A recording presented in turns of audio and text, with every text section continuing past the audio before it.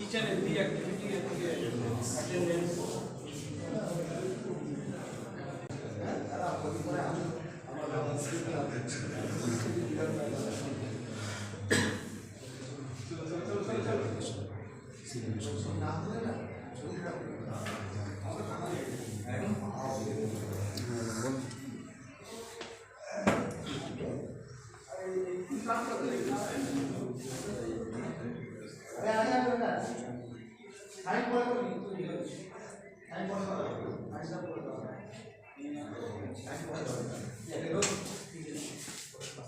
चल स्टार्ट करो।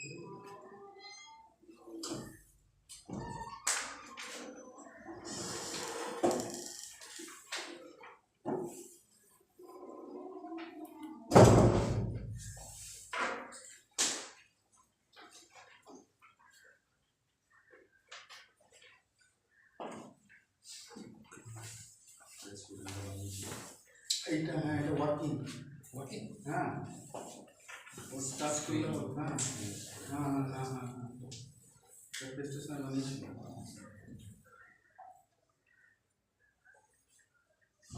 যতগুলো প্রোগ্রাম আছে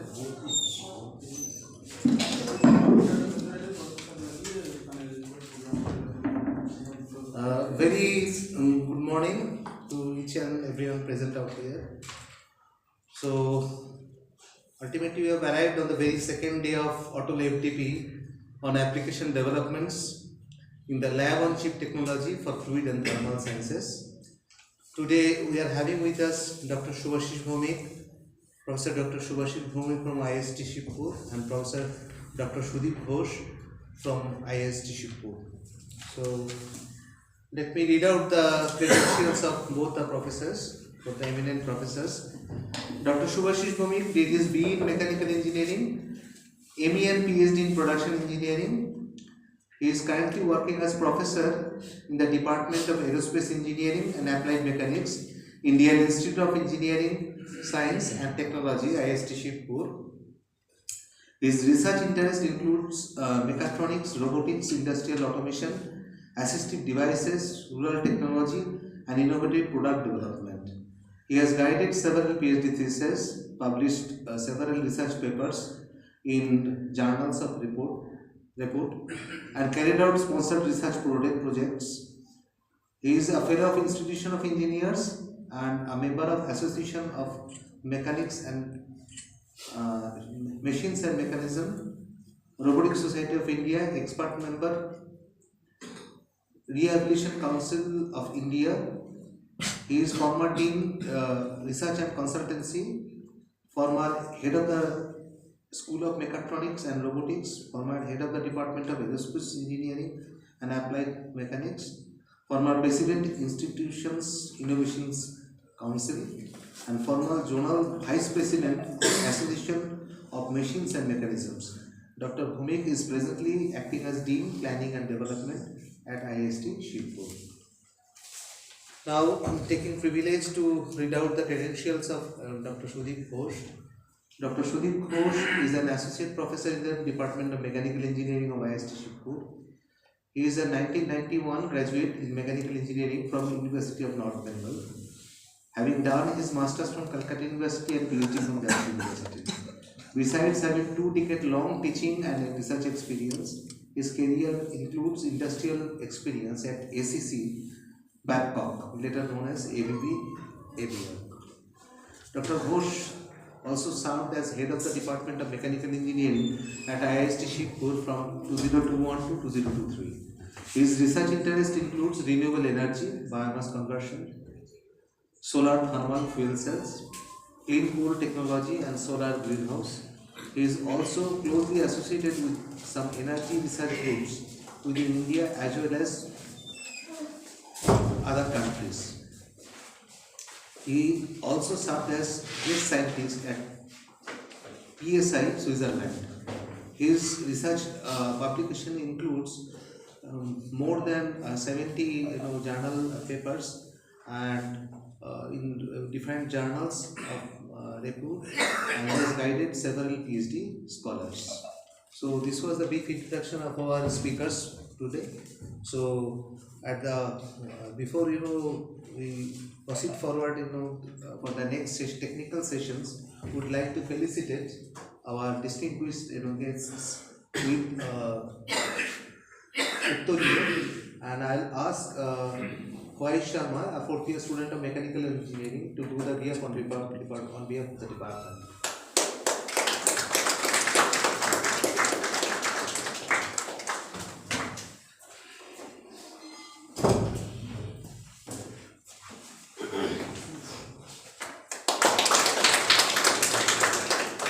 In the spirit of growth and sustainability, we would like to now request our respected head of the department, Professor Dr. Gautam Ghosh, to hand over the patent plans to the students.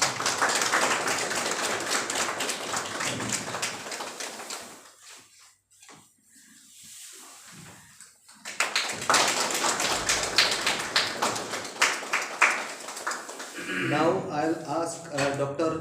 Torun Kanti Jana to hand over the memento to the dignitaries.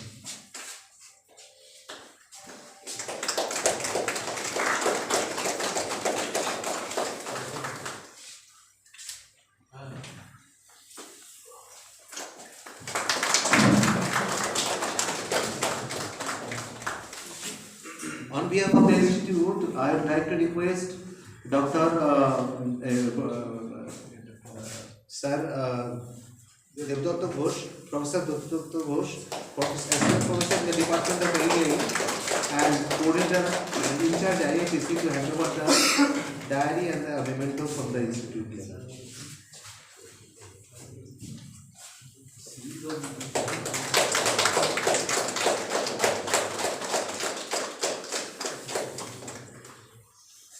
And I'd like to mention another thing which is not written over here. Sir is my PhD guide, and I'm the first fellow of Subhashis Pune.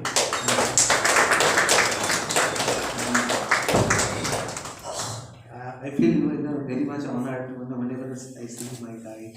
Professor Dev is no longer here in this universe, but his presence is always very much prevalent. Whenever I do anything positive pertaining to technology or science or life, I never forget the contribution of my PhD guides and the teachers who I have met in my life.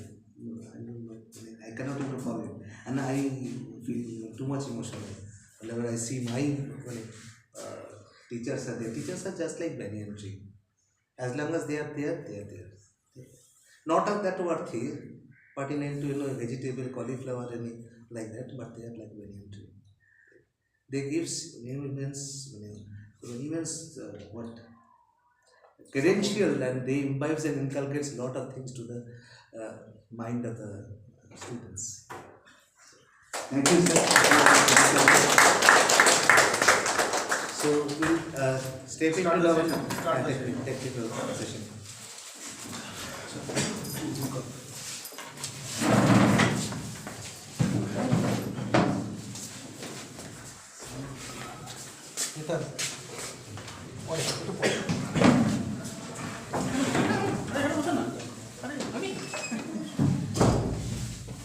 Allow me some time to complete the connection.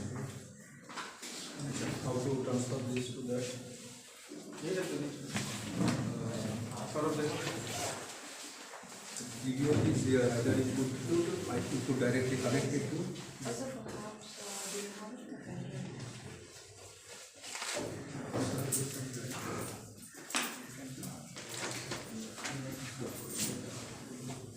Or you could directly connect it from there to the production system, or you could print it.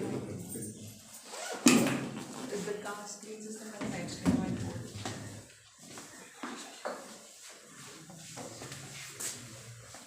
Move this and find the file.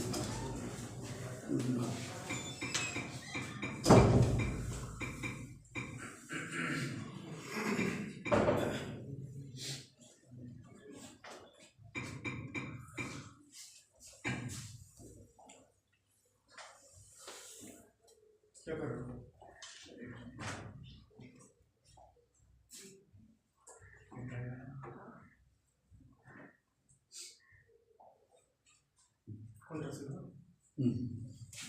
Yes, goes FDP, HIT. The root itself. Yes, goes. Or just HIT.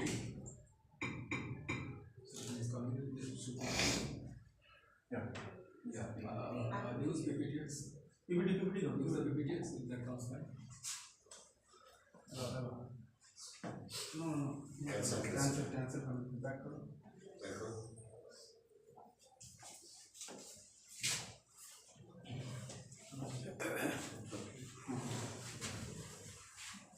From the middle. Well, good morning. Thanks to the organizer, Professor Gautam Bose in particular, for giving me this opportunity to share our experience, our research experience here on behalf of my department and on behalf of my own self. I must express my gratitude for this. Yes,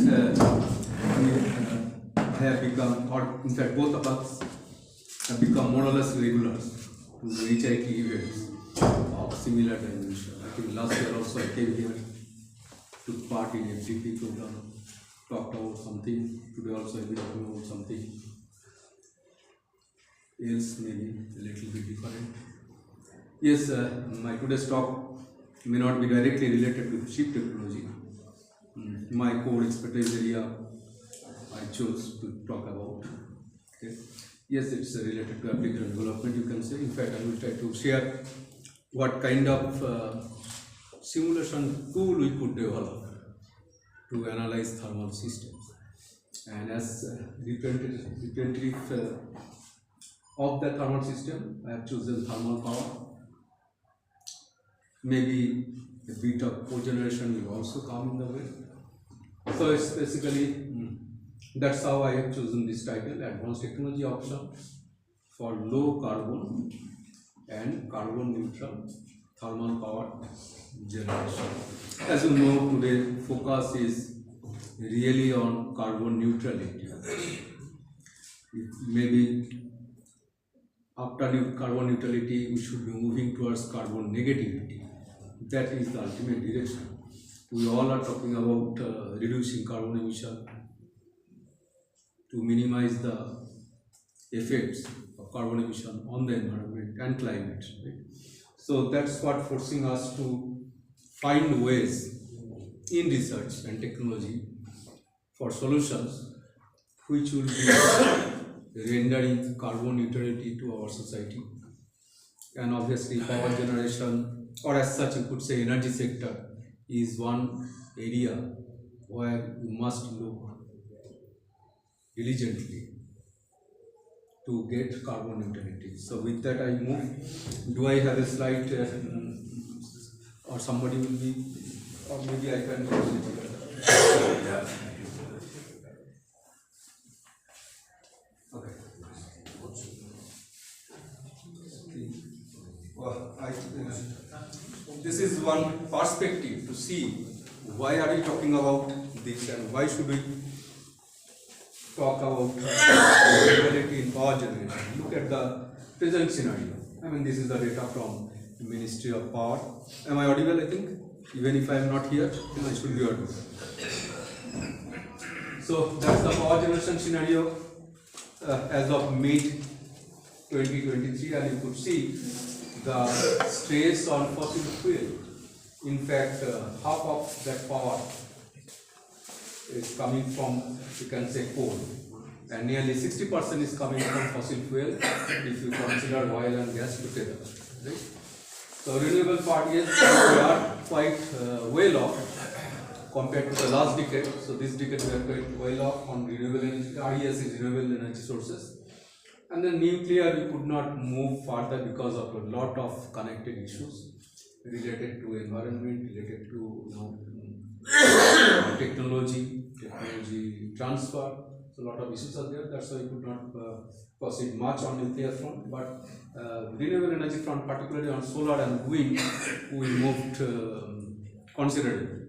But yet the dependence on coal remains, and we all know coal is the dirty fuel, right? So it's all about how to, but we are sure that you cannot really in 1 or 2 years or 5 years or 10 years, you cannot reduce that 50% right down to 5%. Right? We understand that. So therefore there will be a period of transition, and we need to think about that transitional period. Right? So therefore we have to stay with coal for some time yet, right? And these are the issues that we must consider, right?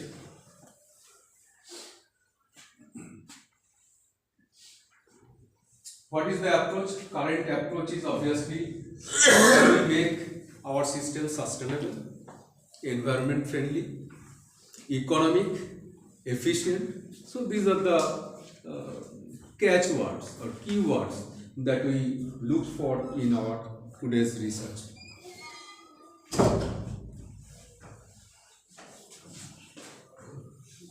Okay, I can use that. This is the global perspective. That was the Indian perspective. This is the global perspective.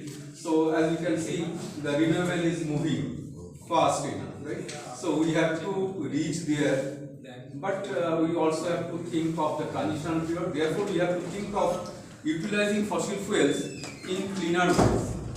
And side by side, we have to develop renewable energy technologies. So I try to address that issue, and there will be using certain simulation tools or application development, how to use that for the benefit of analysis different systems. So this is the scenario of typical coal-based thermal power generation, right? For example, I have taken one example. This is a standard example, I think, taken from some sources, mentioned sources also. So if you are talking about a 1000 megawatt capacity plant, the point is that you should know what you are giving and what the plant is delivering. Let's say for such a big plant, the coal input will be to the tune of 12,000 ton per day, right? And this for this coal, and we are now more or less dealing with coal having as content in the vicinity of 30%, 35%, or it could roughly say 1/3 of the coal is basically ash. So if you are using 12,000 ton per day of coal, straight away you could see how much ash you are generating. Right? So if you are using, so every day you are dumping this much of ash into your environment. Then think of the other things. Combustion, because this is a combustion based system. So that combustion will be generating carbon dioxide to the tune of 30,000 ton. Okay, so see the enormity. So every day you are adding this much to the environment. Too much for a 1000 megawatt plant. Because eventually to generate 1000 megawatt, basically our plant efficiency is roughly, let's say, you can say 32-33% on average, or even 30% for Indian person. Or roughly you could say to generate 1 megawatt, you need to take 3 units of, to generate 1 unit, you need to take 3 units as input. Because 1/3 will be generated eventually. So 1000 megawatt means you will be giving 3000 megawatt as input. This 12,000 ton means it's basically equivalent to this that 3000 megawatt level, right? Yes. So these are the areas you have to look for if you are looking for any kind of improvement. And not only that, for, as I said, for 3 units you are generating 1 unit. So what about these 2 units of thermal energy? So that is straight away going to the environment, because we all know this is basically converted into heat because this is a thermal plant. So this 12,000 ton per day you are combusting, and every second, because megawatt or watt, it means basically its rate per second. So every second to generate 1000 megawatt, you are consuming 3000 megawatt or megajoule equivalent every second. So 1000 is coming out as electrical power. Rest 2000 is directly going to the environment, right? As heat to the environment via your condenser, because in condenser you are taking out that cooling water, right? So that's why we say consider the implication of such a plant. But as we know, this is the reality, so we have to think about improving that system. So how best we could take it on or get technology maturity, that is what is our cup of tea. So I would like to concentrate on that. So basically this is my catchword. What options do we have, and how we could approach towards carbon reduction or carbon neutrality. Now first and foremost, first look at the efficiency comparative. Here I just try to show where we are vis-a-vis what others are taking. For example, we have taken mainly European and then Japan. Now see some plants, see all of them are basically generating from coal. I am not talking about other plants, just trying to compare coal-based plants. So while we are at 30, 32, 33%, yes, now in India new plants are giving you 34%, close to 35%, but hardly beyond that. Whereas these people are generating with higher efficiency level, even from coal-based plant. For example, look at Denmark. On average scale, from coal-based plants, they are giving you electricity at 42% efficiency. Right? Good enough. Right? Others are closely following. See Japan, same as Denmark. They are also using coal. I mean, this is basically for the coal-based plants, advanced coal-based plants. Yes, their technology advancements is of some level. There are other issues also, some of which we will be discussing in this presentation also, why they are having so and what we could do. We will know. But one thing we understand, there is a large gap to the tune of 8 to 10%. And if we could bridge that gap, that itself will mean reduced emission, reduced as generation, isn't it? If your plant instead of 32%, if you have 42%, directly you will be reducing heat generation, gas generation, carbon dioxide generation. So efficiency is one major factor. Others are there, obviously. This is that one plant, but this plant is exceptional. This is that Denmark plant, but see their efficiency level. This plant could achieve a record efficiency 47%. But that was using, quite advanced technology. But even with that advanced technology, you won't be able to reach that because their environment is also at lower. For example, the cooling water they get at a lower temperature. In Holdia or in Kolkata, we will be getting cooling water, let's say at 25 degree, 28 degree. These people are getting cooling water at 5 degree, 6 degree, 8 degree. So that means they are able to get the turbine expansion down to that condenser level, which we cannot. So there are other issues also, but all of this together make this efficiency possible. So even from coal-based generation, you could approach 47%. Right? What was the technology? They are using the supercritical once-through system. Means very high pressure. The pressure is 290 bar, 29 megapascal. Right? Means close to 300 bar, let's say. Equivalent PSI this one. But the steam parameters are more or less similar to what we also have here in our plants. In most of Indian plants, you will find 568, 540 degree. Even the older 210 megawatt in Kolkata also. The Kolkata plants have 540 degree centigrade temperature. Right? They are also using temperature below 600. Today's advanced plants use temperature exceeding 600. So this is with very high pressure, but at moderate temperature. yes, good enough temperature. So with that they could achieve that. So why can't we could achieve the efficiency of this Danish plant? What would that imply? That would imply, yes, as you have seen, our total installed capacity of 470.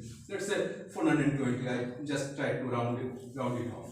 For that, as you have seen, 60% is coming from thermal, 50% from coal.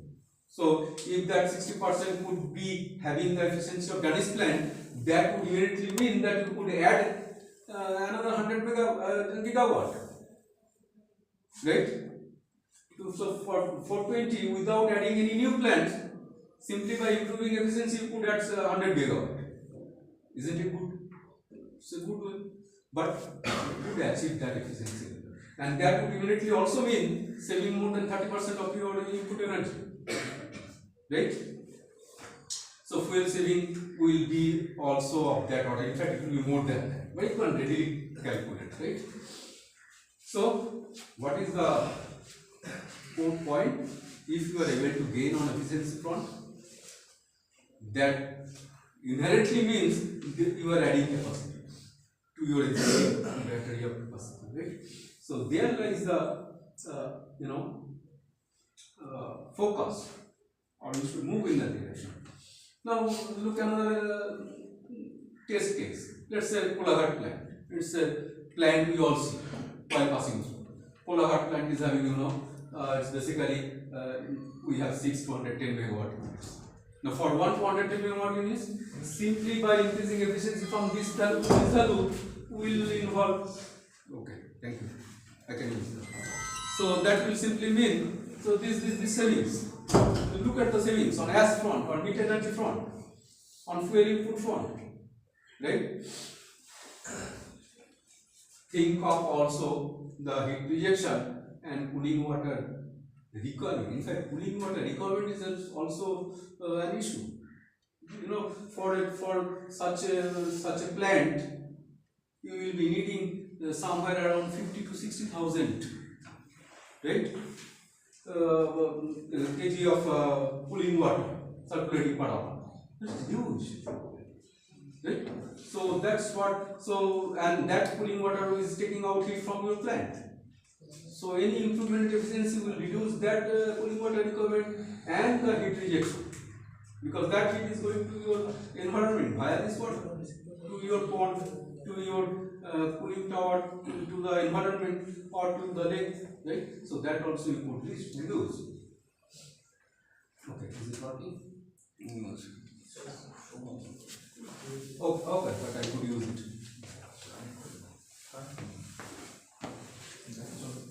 Okay, now look at the carbon emission front, where we are, where others are, and where we could move. For example, look at the level where the world average stands, but it's not today. These figures are quite old. Let's say 1 decade back. Is it working?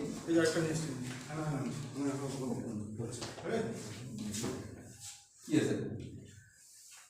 So look at the status, carbon emission status we have today. What is the European goal? What technology? So basically 4 steps are showing for different zones, let's say. Where we are, where European Union is targeting, right? So I would like you to note this part at least. See, this is what how much kg of CO2 you are generating for every kilowatt hour. Kilowatt hour is our unit of electricity, right? So for every unit, to generate every unit of electricity, we are discharging on average more than 1000 kg, means more than a ton, right? Whereas this is what the European Union is targeting. But we are able to reach here because the technologies are available, right? Today's technologies. If we are able to use advanced technologies which are not yet much into implementation, then we could reduce to that level. Means here you are practically going 40% down from where you are today, right? Straight away. And then if you could use your carbon sequestration options, right? If you are going for carbon sequestration or carbon capture, CCS is carbon capture and storage. Right? Means eventually it's the carbon sequestration. If you are able to utilize that, you should be able to reduce it to the extent of 90%. So if you are able to reach here, you could reduce this much. If you are able to reach here, you could reduce this much. If you are able to use the supercritical part with very advanced technology, that could utilize steam temperature of 700 degree. As of now, we are not able to use 700 degree because of material flow. We need to make material available at competitive cost to make this plants. Other technologies, we could still have, because 700 is now achievable. But together, 700 degrees temperature and then 300 bar pressure, this is making things really difficult, right? Because thermal stress are increasing. But anyway, if you are able to utilize that one, then this will be going to that level. And if you sequestrate, if you are able to separate, then you could reduce your carbon emission. But to achieve this last front, you might have noted something is mentioned. The efficiency will be dropping also. Why? Because here will be incorporating some technology which will be taking some energy input. Now, if you are generating, and from your generation, if you take some input, that will inherently reduce your overall efficiency. So therefore, at the cost of efficiency of generation, you would be able to reduce further carbon dioxide. So that is where we start. But this is the direction we have to move. Only thing, how best you can do it means how best you could achieve this direction, maintaining efficiency. That is the trade-off that we have to set. So what we could do? One option is obviously you could always build new plants with new technology. But what to do with the existing things? We have 420 megawatt installed capacity. So what to do with that? Should we make them go astray, or should we look at them? Maybe we could do something. So there comes this option of repowering. Yes, it's what. So repowering is one option that we could effectively use to tackle existing plants, and in the existing plants we could incorporate advanced technologies or new technologies, or maybe a combination of different technologies to make things talk for us, reducing emission, improving efficiency, or improving fuel utilization. So within repowering, these are the different options, right? But what repowering is? Repowering means as if, it's one kind of renovation, modernization. RNM is a common term for us, right? It's a little more than that. Renovation, modernization is you simply change this thing, that thing, not really change much of the technology incorporated. Repowering is a little more than that. It means while you are changing the plant, or while you are changing the parts of the plant, you could also improve their components, improve their designs also. That is what is repowering. So repowering, you could see, is an improved version of RNA, renovation modernization. These are the options we have. On the boiler front, you could upgrade the steam parameters, and to upgrade the steam parameters, what is required you could do. For example, you could use advanced steam parameters from subcritical to supercritical. You can move. Even within subcritical, you could improve your parameters. Right? For example, most of the 210 plants in India use pressure of, let's say, 138, 140 bar, right? And 540, 538, 540 temperature. We could improve it to 168 bar, right? And 570 or 580 temperature, that you could do with certain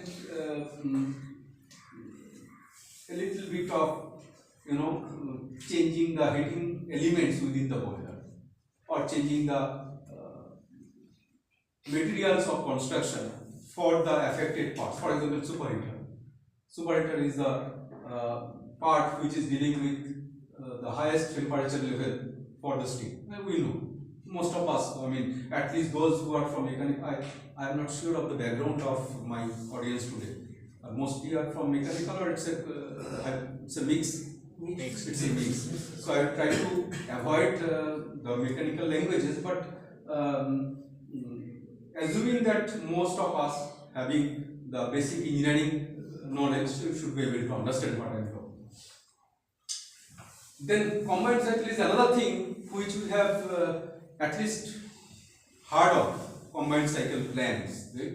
Means they are using basically two thermodynamic cycles coupling together, right?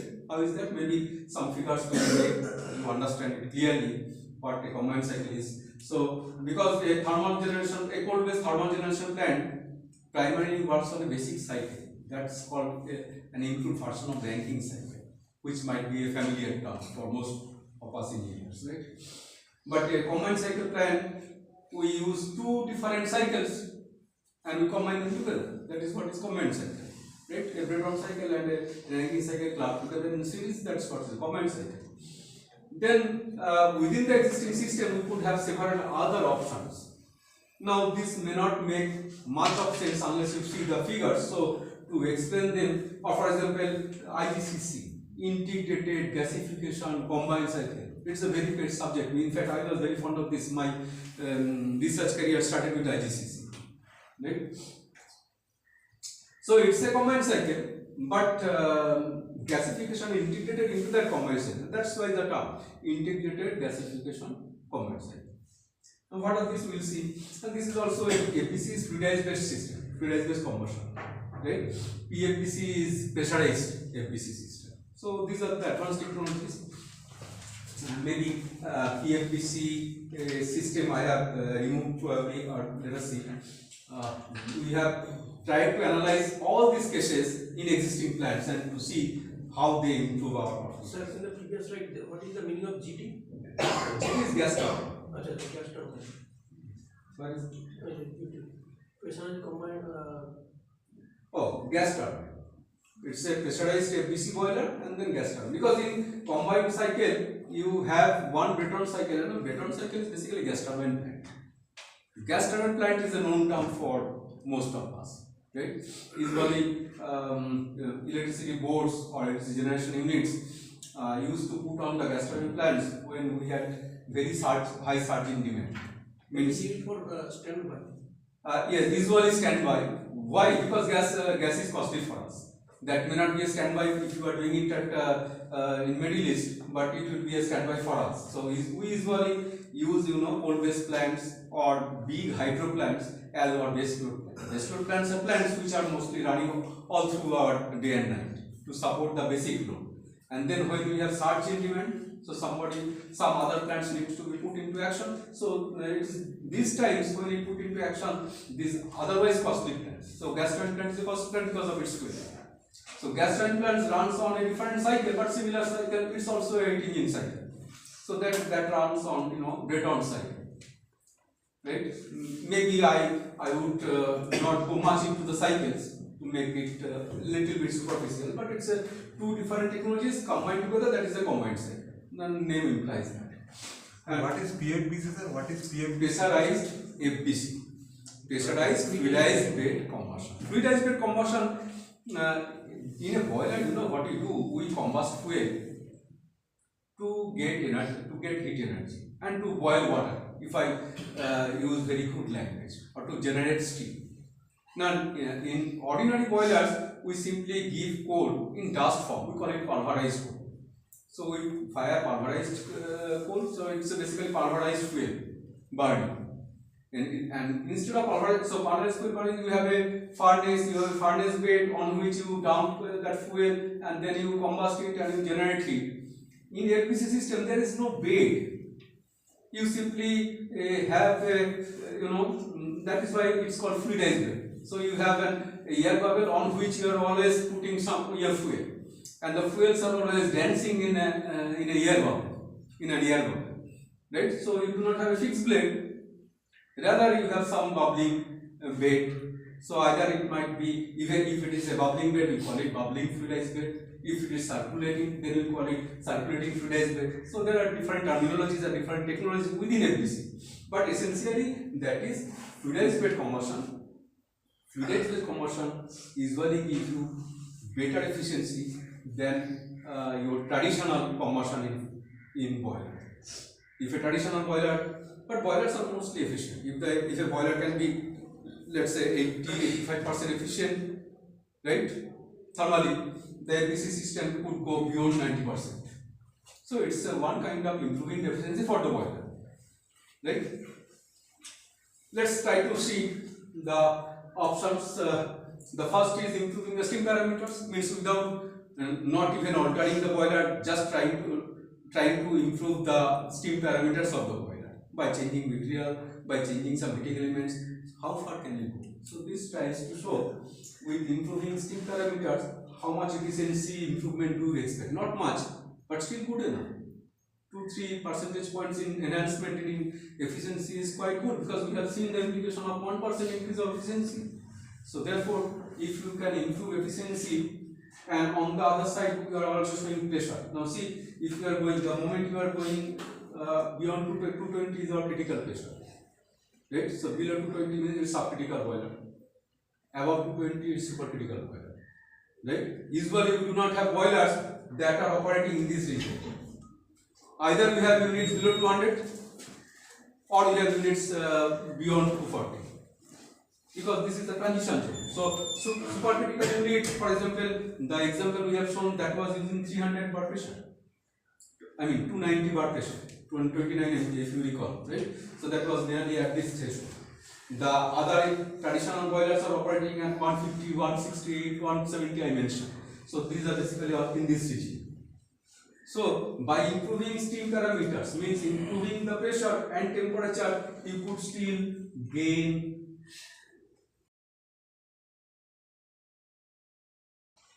This is the other option, where you have a existing plant, but you are ready to convert that plant to some extent. For example, you would change the boiler.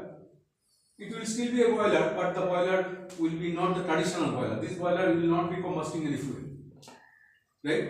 Rather, this boiler will be utilizing the waste heat from other unit. What is that other unit? The same gas turbine. So here is that gas turbine, right? So their gas turbine means instead of coal you are using gas, but this gas turbine unit will be giving you hot gas. So why not use the hot gas to generate your steam? So in that case, your steam turbine plant is fine. All other components of your steam turbine plant is there.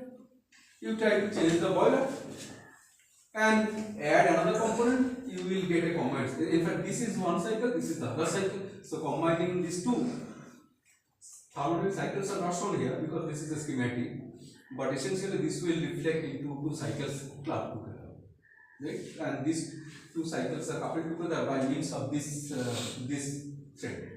One's exhaust is going to the other. That means this fellow is producing steam but not burning any fuel, rather it is using hot gas coming from the other unit. And in the process, you are generating power in 2 points. Earlier I was only generating power from my steam turbine. Now I am generating power from steam turbine as well as my gas turbine. So this is the combined cycle. So if you are ready to convert your plant, and if you are ready to sacrifice your old unit to pave way for this new unit and plus new kind of boiler, it's still a boiler, but this boiler will be quite different from the combustion boiler because it doesn't need any combustion system. You only need this room-like structure through which your hot gas will be flowing, and within that room you should have your heating elements that are producing steam. Right? So that is so I don't need a furnace. I only need heat exchanger surfaces. Yes, please. So whatever the rejected heat is supplied to that boiler, that is sufficient to. That's how you should design. Means how much steam you are generating or you are using for your plant. And to that produce steam, is it possible? Huh? Yes.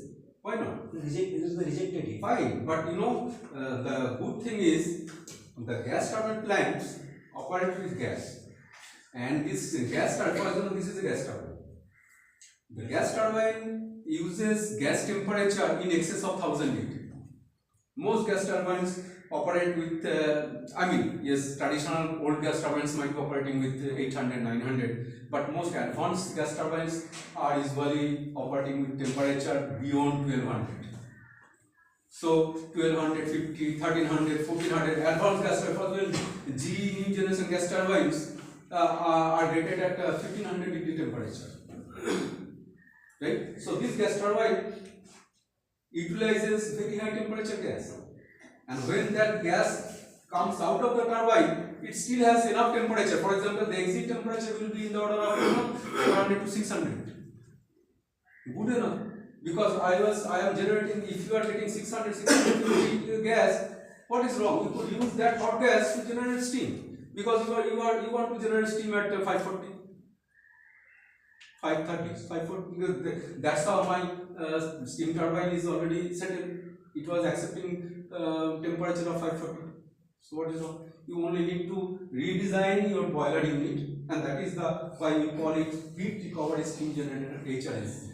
So in my presentation, if you come across the term HRSG, that simply means heat recovery steam generator.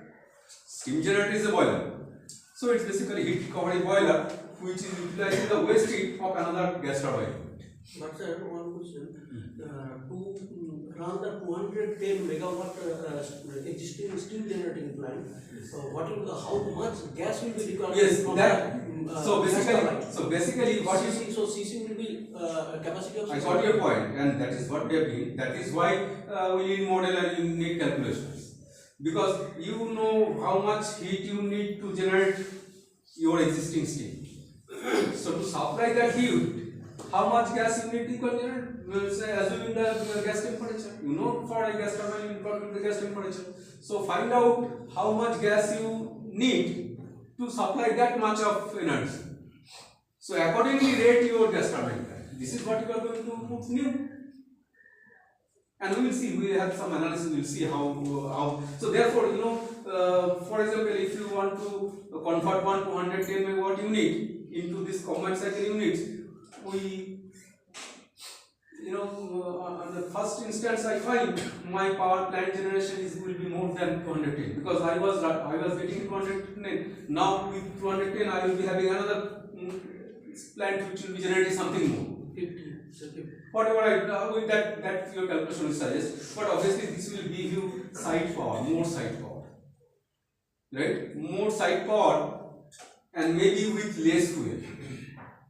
Combined cycle plants, you recall the efficiency figures. Now combined cycle plants routinely give you efficiency in excess of 50%. Why we can't have? Because these gas turbine plants obviously you need gas. You cannot use fuel, right? So one of the restrictions is you have to depend on gas. For example, for India, gas is not a who we buy gas from other countries, Middle East countries, right? But it's those people use combined cycle plants. We don't use combined cycle. That's why, although this plant is very efficient, you won't find many combined cycle plants in India. Why? Because of this fuel restriction. Okay. Otherwise, this plant is nice. This can give you, for example, in UK. The UK was going for combined cycle plants. They have several combined cycle plants, and most of these combined cycle plants routinely generate power at 51 plus efficiency. Right?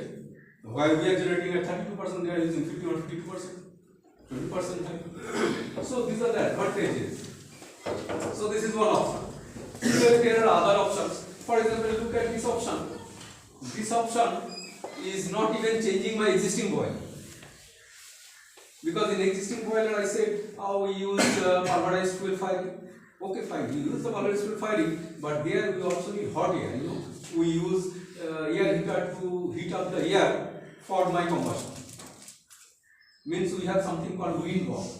So this wind box, this part is basically the wind box. In this wind box we supply hot air for combustion. Now you could think of giving that heat via some other medium. So what you could do, you could use your gas turbine plant exhaust to supply that hot air.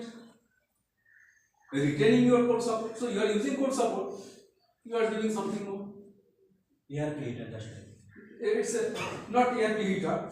Air heater usually at the back end. Usually we use, for example, to supply hot air here. Usually we have another air heater at the end where we use the combustion. Let's say this is my boiler.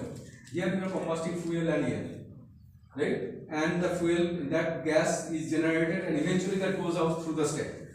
Before letting it go out through the stack, we do two things. One is to heat up air. The other thing is to dust collector or ESP. You might have heard this ESP. Electrostatic Electrostatic precipitation. Most of you, I mean, even other people also know what is ESP. Because ESP is basically, that catches this dust particles. Because to meet your environmental norms, you are not really allowed to give dust or emit dust or dust laden gas at certain points. So you need to use ESP, and before ESP you use air heater. So air heater, simply the gas which were otherwise going through the stack, we use that for heating up. But here you could use your gas turbine exhaust to supply that heat. So in that case you don't need much of hot air. You only a smaller unit should do that purpose. In the process you have certain improvement. You also add some more energy, some more work here. Right? So these are softer versions. Means without much affecting your system, you can go for this. This is also a kind of improvement. This should give you 1-2%, 3% improvement in your efficiency factor. But instead, apart from coal, you also have some other gaseous fuel. So these are different options. Different. If you look at this one, this one is even better than in a sense. See here, as I said, hot gas. So the hot gas, I have my existing boiler. I also incorporate another boiler like HRSG. So instead of that boiler, I also incorporate another boiler. We call it supplemental boiler, like our HRSG that we have seen in the first case. So this new. But even after that, you will have hot gas. So why not use that hot gas into your existing wind box? Right? And in the process, what you are doing, you are using extra generation. Not only that, you are using extra steaming, because this boiler is also generating steam. My old boiler is still giving me power. So I have my old boiler, I have my additional boiler, I have my additional gas turbine. Right? So this we are calling warm wind box. So this is warm wind box we call it. The earlier one, hot wind box. So these are different versions of improvement that you could, but these are old. These are not really new technology, and these are nothing very new, because the technologies are known. Only how you integrate, that is the problem, and how you calculate. The technology wise, these are all available. Nothing very new. Now this is the other one. Here I will go for IGCC. Means I am. Yes. But I understand the slides will also be available somewhere or not. I'm not sure. So this is another option. This is a very favorable option. Can somebody tell me what is new here?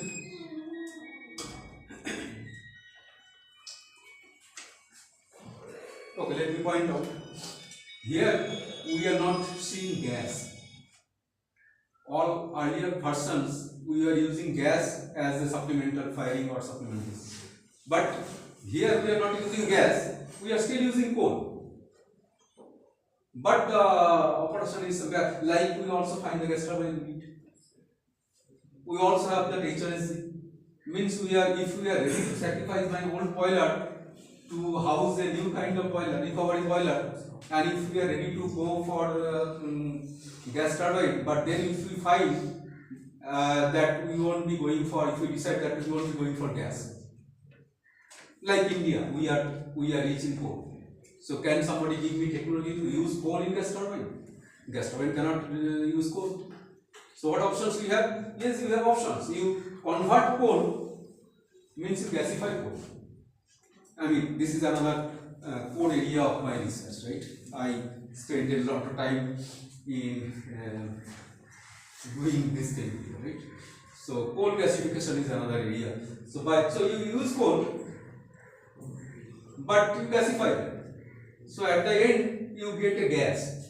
It's not natural gas coming from your wells, but we have converted my solid fuel into gaseous fuel. But yes, this gaseous gas is not good. It's a very bad gas. The gas will have particulate. The gas will have every kind of impurities. Means it will have SOx, it will have NOx, right? All this, it will have acids, it will have oxides of sulfur, nitrogen, everyone. So you need to lay it on even or other heavy materials, because whatever was there in coal, those will be appearing here because you have used in gasification. But gasification is not really combustion. In combustion is a good thing, Combustion means whoever is combustible, you combust. Everything, every carbonaceous compound gets converted into carbon dioxide eventually. But this is not really, that's why we call gasification is partial combustion. Means it's a controlled way of reaction where you do not allow the carbons in your fuel to convert totally into carbon dioxide. Right? Rather, you want it to partially convert into some oxides of carbon. For example, if all the carbons in coal will now be converted into methane, CO, CO2, right? Other C2 level hydrocarbons, right? Methane is the minimum hydrocarbon with 1 C. Ethane. So all these C2, C3 products might also come out. But major products of gasification are methane and CO. Right? Both methane and CO are combustible, and that is the purpose of gasification. Right? So now that gas, if you can screen it, so these are basically for cleaning. Scrubber will clean up something. This sulfur recovery will take out sulfur, because sulfur is a very bad thing. It kills all other components in your heat transfer elements, right? So sulfur is, most of our plants are not really tolerant of sulfur or sulfur oxides, right? And sulfur is also not advisable for emission, because sulfur leads to acid rains, if you have read that environmental things. So this needs to be, that means, yes, you could use coal in your gas turbine, but with that you also accept certain additional hassles. You need to produce it, you need to clean it, and then you could use it in your gas turbine. That is why the term integrated gasification. So it's a combined cycle based plant, but gasification integrated. Otherwise, this is simply the combined cycle. Clear? So this is a good option for countries who are rich in solid fuels, but not rich in gas. Okay. So here comes our essence. Looking at these technology options, there are other options also. I have added few of them. For example, in our analysis also we will come back again, and then I will explain. But the very basic ones I already touched. So these major options are available. Now how to choose? Who will decide? So these are the criteria we should think of. Right? These are the questions. Yes, obviously that combined cycle reporting is advantageous because of the highest level of efficiency. Nobody will give you efficiency at the level of carbon. This one. IGCC will give you efficiency in between your traditional advanced plant and combined cycle plants. If combined cycle plants can give you efficiency at excess of 50%, the IGCC can give you efficiency at excess of, let's say, 40%. Right? So most IGCC plants work around 40%. A little less, a little more, but you should expect efficiency from IGCC more than 40%. So 40, 41, 42 is the efficiency level you should expect from IGCC. But look at your limitations on fuel supply, because you have a large infrastructure.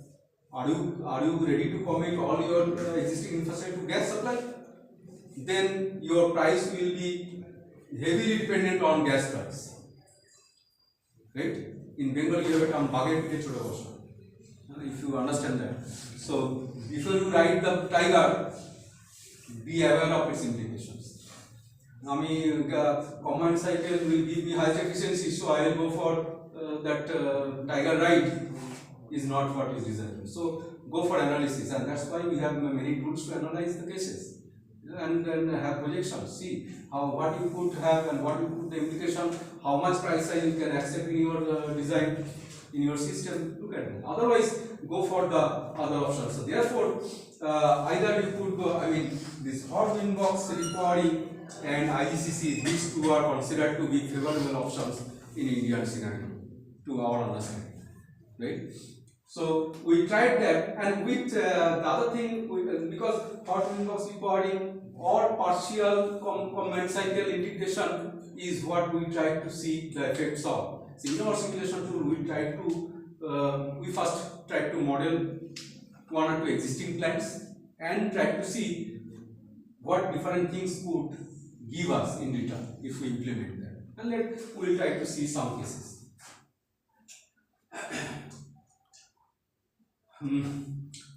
The moment you replace your existing coal, because the coal, as I mentioned, pulverized coal. This pulverized coal means all these plants are called pulverizers. These coal pulverizers are called coal mills. So the moment they usually 210 megawatt plants will have 5 to 6 mills, coal mills. Right? So if you are adding some gas turbine unit, you will be reducing some coals. So it's better to think in terms of number of mills you are going to replace. Let's say the entire fuel supply of a 210 or 250 megawatt unit comes from 5 mills. So let's say I will be running 4 mills and I will be putting off 1 mill, and whatever 1 mill was doing, that equivalent energy I will supply from external gas turbines. Okay, so let's see what is the effect. So that is the line of thought. This is what we did, right? So that's how we try to model, and these are the cases. For example, I mean, whatever I am presenting is primarily coming from research from some PhD students, right? So we had a team, and all these things we have done. We surveyed the Indian power generation scenario. Excuse me.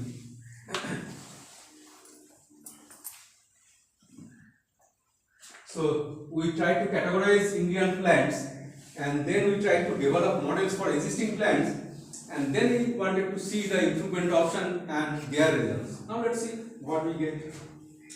First, we try to model one existing plant. For example, this is a flow chart model for 200. We have model 210 megawatt plant. We have model 250 megawatt. For example, CSC Bajaj, we tried to model, right? And we validated with CSC data for 210 megawatt.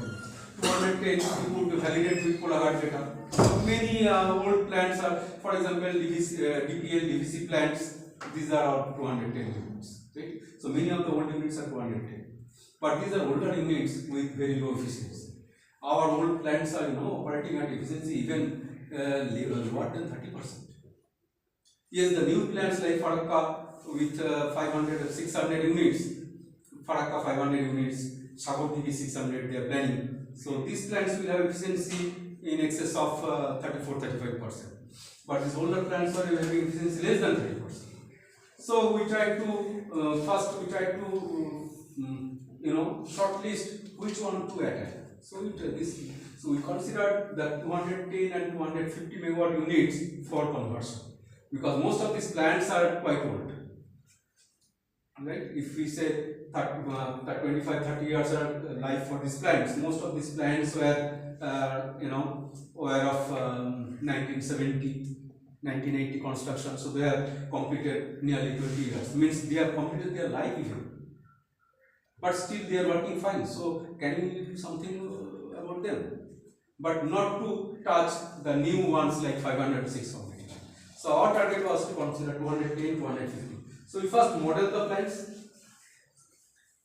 and accordingly we developed this. These were developed using software, but integrating all these components required in right proportion. So this is the eventual flow of, you can see, dozens of other components putting together, and then validating the output with the existing plant data. That is how we call it validation. Once you know that your model is validated, then you theoretically change your model, and you should be confident that the model should now work. So that's what we did. Now see the first case. As you could now understand, this is my old system. So I tried to maintain the old plant and added this one, means one gas based unit. So this plant is new. What it will do, it will give some hot gas. So that hot gas I'll be sending to the existing boiler unit, where in any case we are combusting some coal, so the coal mills are there, but maybe out of 5 mills I'll be taking out 1 mill. In fact, we try to see the effect by changing the number of mills that we could replace and see the effect. So the results will be shown. Not only that, the exit gas that is coming out of the unit is still being used for some of the feed heating. Usually these feed water heaters work on regeneration principle, means they use the steam, the same steam that you are producing. So they use part of the steam, their own steam, to heat themselves. Now the moment you use some heat to heat your steam, you are losing some work on steam turbine front. So we even try to save on that front also. Means we will be using because this heating is not much, these heating are not at high temperature, and we get hot gas at temperature of 150, 160, 170. So why not use that gas instead of sending it to the stack? So we tried two approaches. One is using two heaters and using this one. Now see the improvement. The existing plant was, as per the model, the efficiency was this one. Right? The heat rate is for, means how much heat you are taking to generate every unit of electricity, kilojoule per kilowatt hour. Right? It's another way of expressing the effectiveness. Right? Now look at the improvements. Right? Now the moment you improve efficiency, your carbon emission is directly related. Earlier I was using close to 1000 kg, means close to 1 ton per megawatt hour. Now I am using nearly 35-40% less. Right? Without doing anything on the carbon front, simply by improving this one, I am able to use. Right? But the point is, I have added. Somebody was asking how much, what is the capacity of gas turbine plant? Now see, to support your existing steam plant, you needed a 60 megawatt gas turbine plant.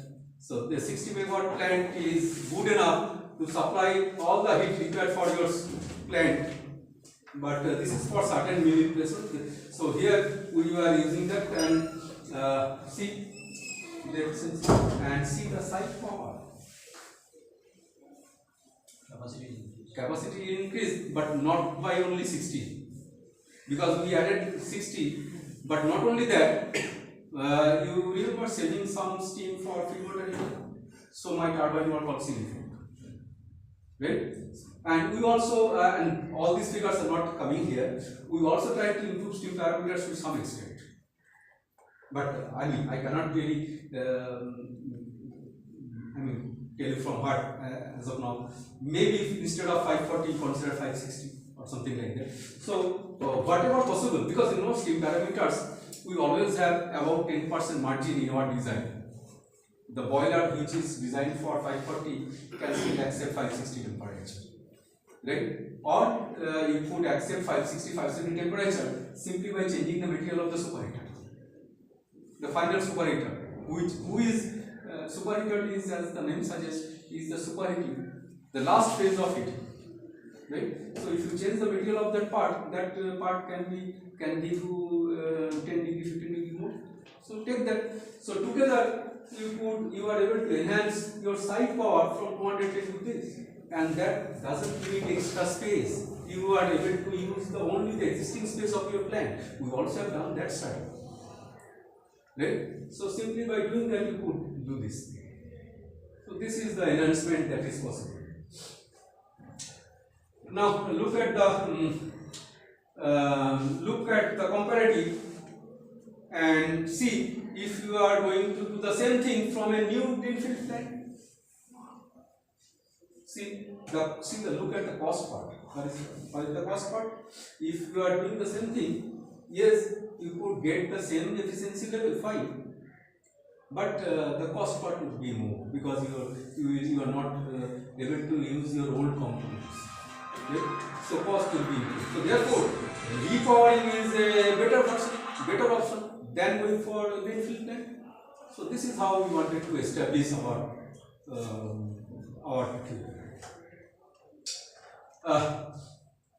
here we have incorporated another advanced technology component into this one. Anybody aware of what MCFC is? It is molten carbonate fuel cell.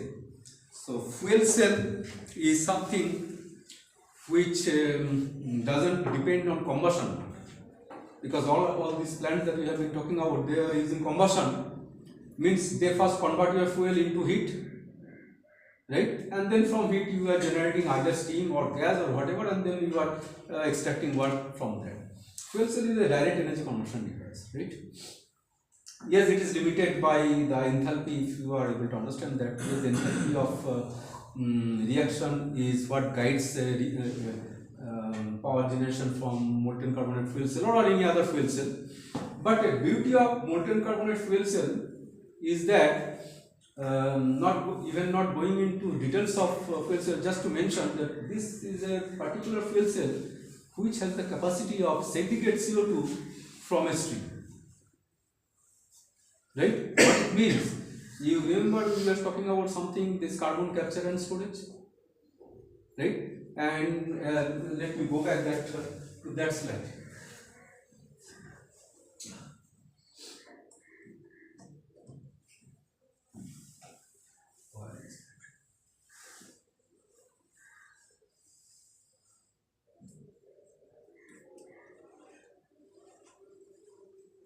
To get to carbon capture technology, we had to sacrifice certain efficiency because carbon capture needs certain energy, not only cost.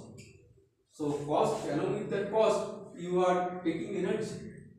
But this fellow is a very nice guy. That fellow generates electricity, but at the same time it's able to suck out carbon dioxide from a mixed stream. Right? So why not incorporate that one into an existing plant? And this MCFC can also accept gaseous fuel. Two fuel cells. Many of you must have heard of fuel cells, but we are primarily familiar with the low temperature fuel cells, which are considered for automotive applications or small electronic applications. But these two, one is molten carbonate fuel cell, other one is solid oxide fuel cells. These two fuel cells are compatible with very high temperature. For example, this MCFC, how much time I have?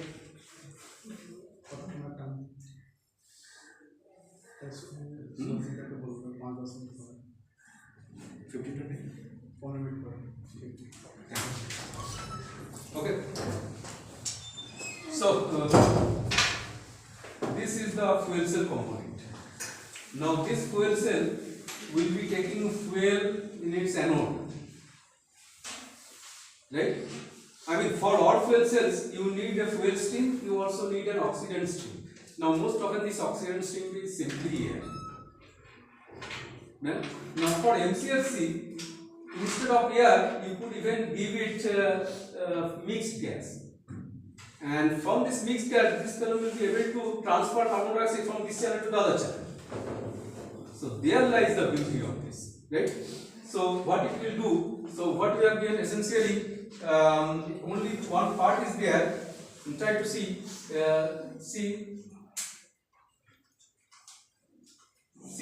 this one, heat exchanger.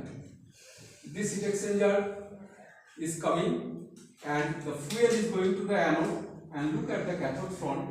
This fellow is taking fresh air, but alongside fresh air, this fellow is also taking flue gas from the existing plant. The existing plant is not shown. Existing plant is here. So the plant is giving you gas, and in this gas, because the existing plant is combustion products means heavy, quite good amount of carbon dioxide.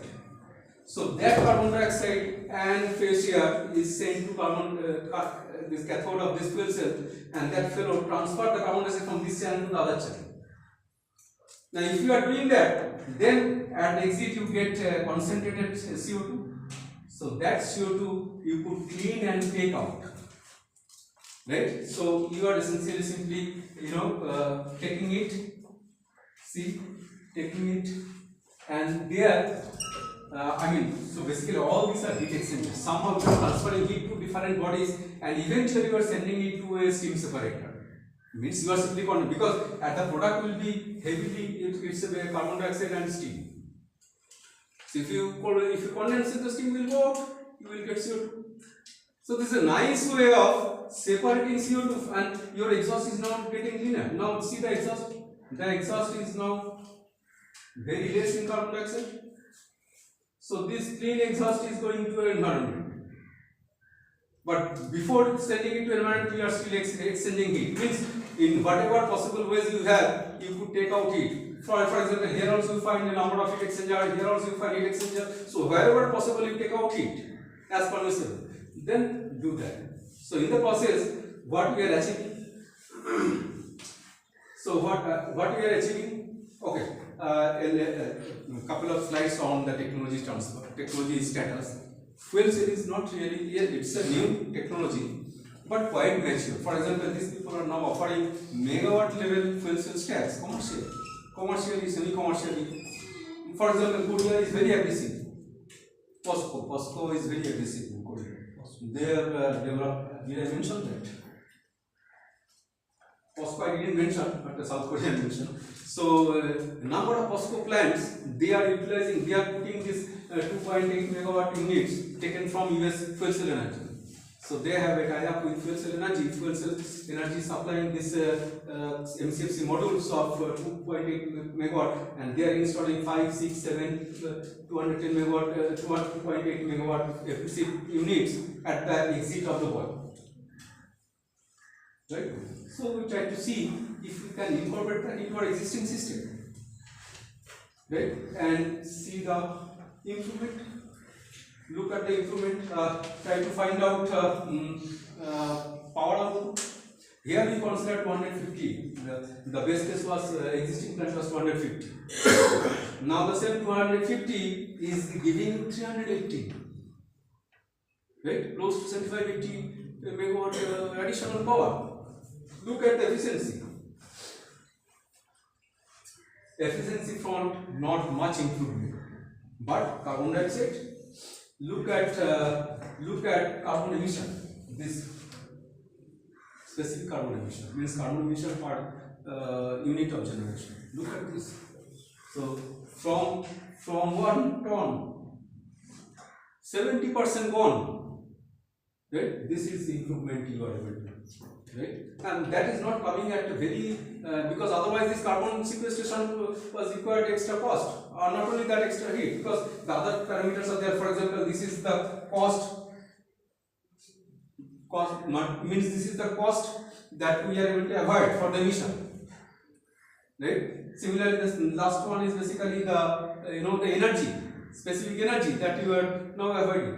So the energy requirement is I don't need energy, rather it's giving me energy. MCFC is giving me energy, but I'm doing the process. Now if you are ready to do the same thing with existing carbon capture technology, you have to incorporate this. Right? So that will come with cost, energy cost. So these are the different comparative scales we have just for analysis. Means this is one very good option. We try to, let me move faster, we try to integrate two kinds of fuel cell here. Not only SOFC, not only MCFC, this time we will also use SOFC. Now SOFC cannot really segregate CO2. But SOFC, you could rather think of SOFC in place of GT. Earlier we used to consider GT. So here you can consider SOFC. So here SOFC is considered as you remember in place of GT you are considering SOFC. But this fellow will also give you hot exhaust. Okay, use it. This is your existing tank. So instead of GT, I use the SFC, and for SFC, whatever is required. For example, I need hot air, I need hot fuel, means you also need to heat the fuel. So all this we are doing, and additionally we are doing MCFC. So we have three generation from here, generation from here, generation from there, and eventually carbon sequestration as we did for MCFC. So the effect. Okay, this is the detailing part of that, enlarging the same thing. Now see the efficiency and the cost also, and side power. So this we try to consider different quality placement from 10% up to 40% to find which is the optimum case, which should give me the best cost, means minimum cost. So we found that 20% means basically 1 mill replaced. If you have 5 mills, 1 mill is totally replaced. So at 20%, I am getting the minimum cost, right? $84 per megawatt hour, right? Means megawatt hour means 1000 units, you can say. 1 kilowatt hour is 1 unit. So, and these figures are in dollar. And efficiency, the plant efficiency is now approaching your combined cycle efficiency. It's approaching 48%, 49%, right? So, and the side power, the power was 250. What was existing? It was a gross generation, so net was 250. Right? So that 250 plant is now generating 261 steam. Then, so this is the total, close to 400, which was earlier 250 megawatt plant, going to nearly 400 megawatt in the same site without adding new greenfield.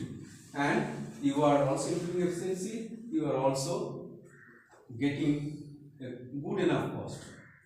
Right?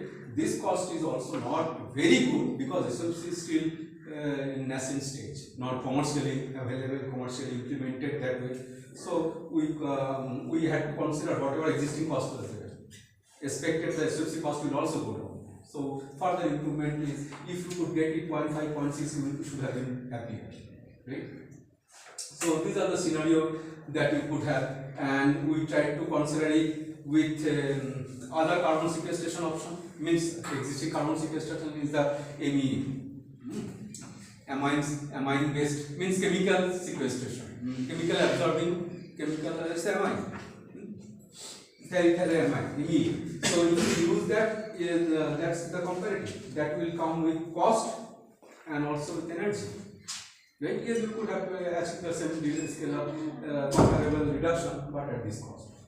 So therefore, this is what is our situation. Now see what we are getting on carbon front. Very nice, very nice. 90% gone. Earlier we are having close to 1 ton. Now we are having only this 100 gram. Right? So 90% we are able to achieve. To achieve same thing, you have to achieve same thing. To achieve same thing, you have to incorporate this much of cost, this much of energy, which you are not doing in your plant. So this is, I think, the best case we could go with the advanced technologies, and this advanced technology was able to give me very large enhancement, right? Nearly 50-60% enhancement in the site power. The site which was giving me 250 will now give me close to 400. So on the other front also, we are not able to buy new. We don't need new plant site. All new arrangements, you use your own arrangements with the existing plant. Maybe you have to upgrade the dispatch system also, but this is what. So these are implementable things that we try to simulate. This is where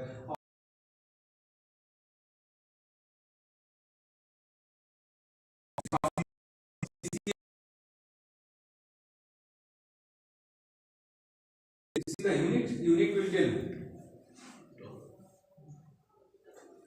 Means some carbon emission we could have had. So at what cost? It's basically coming from the technology you incorporated for that, right?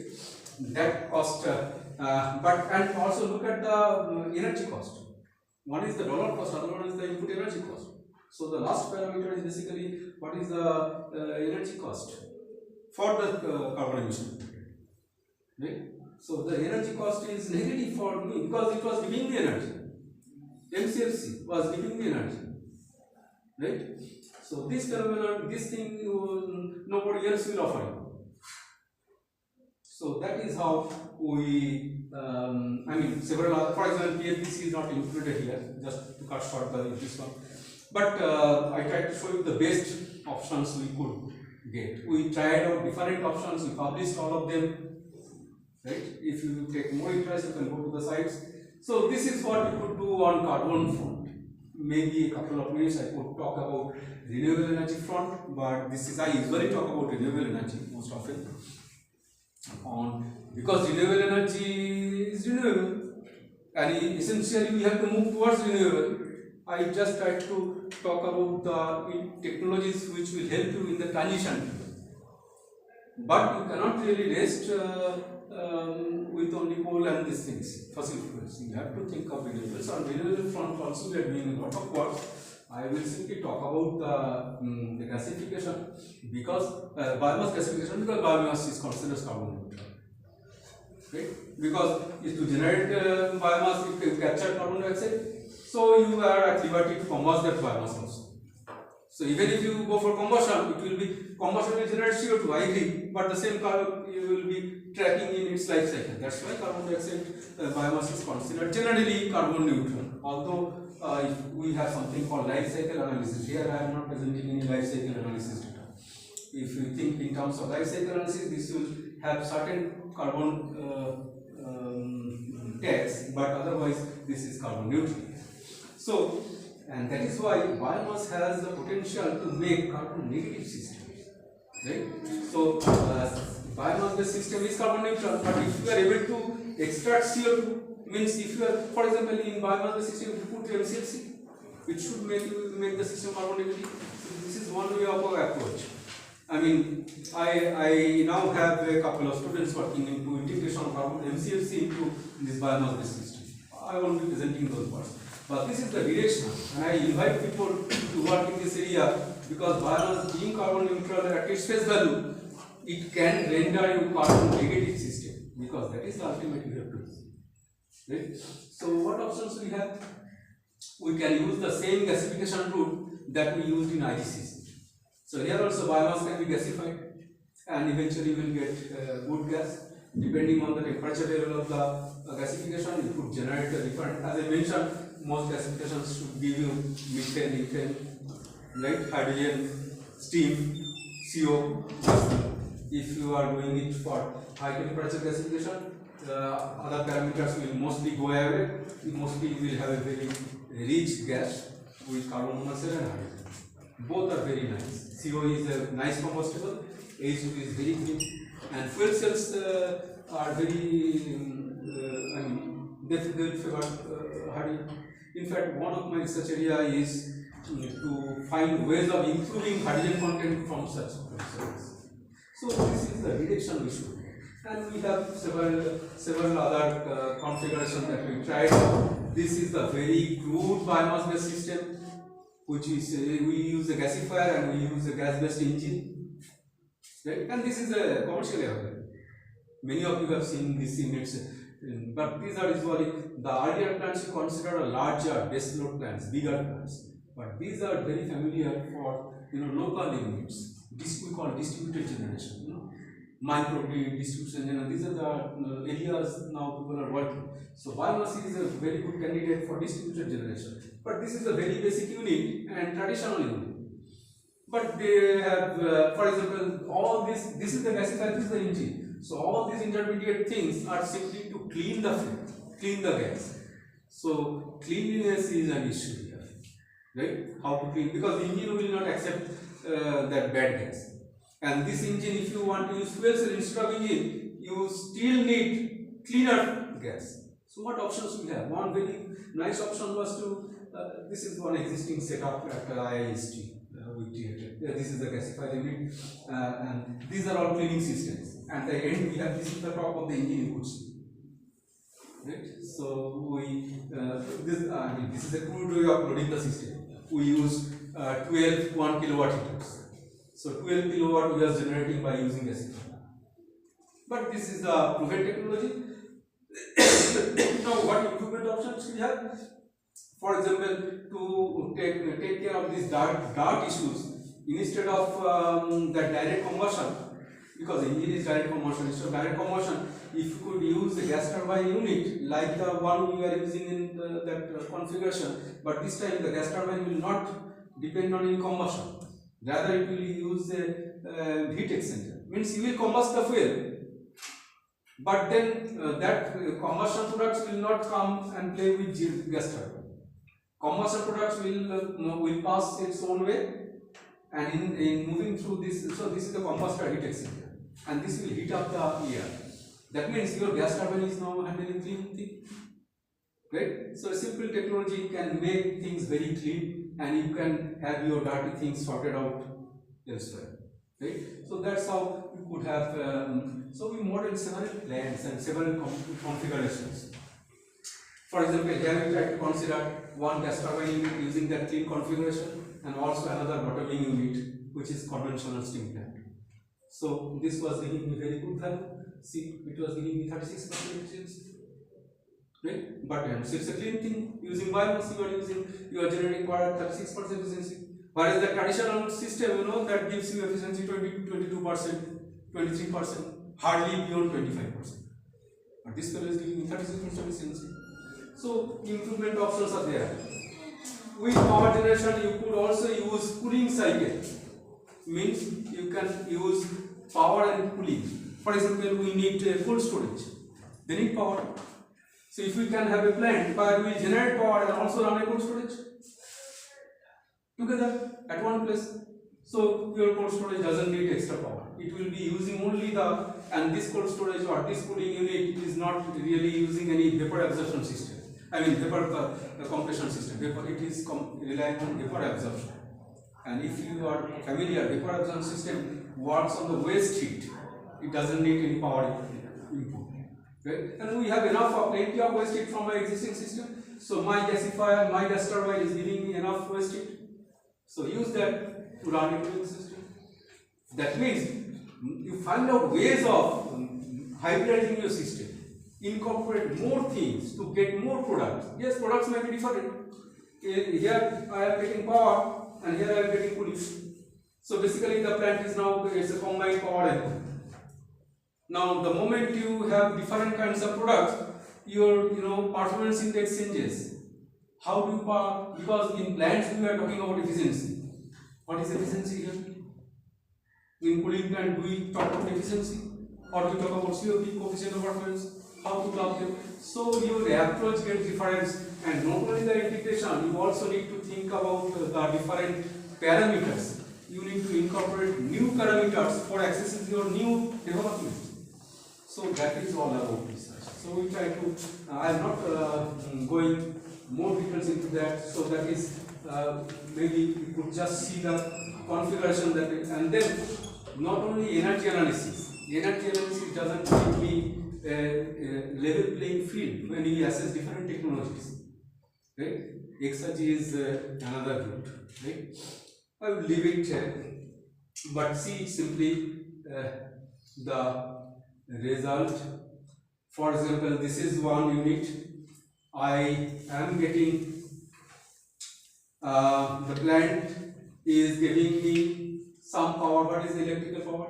It is giving me, because that is how we design, close to 100 kilowatt power. And apart from that power, can you get some cooling? Yes, we are getting some cooling. Now see how much cooling we are getting. This is the cooling plant, cooling capacity. So the plant was giving me 100 kilowatt power. Side by side, it is able to produce close to 200 kilowatt of cooling. To take care of that load without any extra things. So overall efficiency stands at around 20 to 23%. This is also obviously exaggerated because we have tried to see electrical efficiency is lower. Electrical efficiency means only electrical power. But this hardly matters because I am not really generating only electricity. I am doing something else. My cooling plant would otherwise need some more electricity to run itself, which I am saying. So there are other things also. So we went on improving them and we tried to analyze that. This is the exergy flow diagram to understand how the system works, which component is doing wrong, where we should put more energy, how should we calculate the price of electricity, because this plant is not generating only electricity, it is also generating coal. So we coined something called effective price of electricity. Means I am avoiding some electricity for my, because I am using I have coupled one cooling plant to this. So the cooling plant otherwise required some other additional energy. So this I could have had. So why not put that also here, as if you also generated that energy. So we coined new terms, new parameters to assess new systems, right? And that is how we establish the superiority of the newly developed system. And we went ahead. Here, it is the same similar schematic. Here also we have gasifier. We have that that gas turbine system. We have the cold room facility. Apart from that, we also have storage, electrical storage, heat storage, right? So incorporating storage also, we found that this is economically giving good returns, right? So that's how we went on improving these things, right? We also try to see how the payback periods will be. If there is some support from government in terms of subsidy, what will be the case? If you don't get subsidy, what will be? So these are the different analysis that you could do.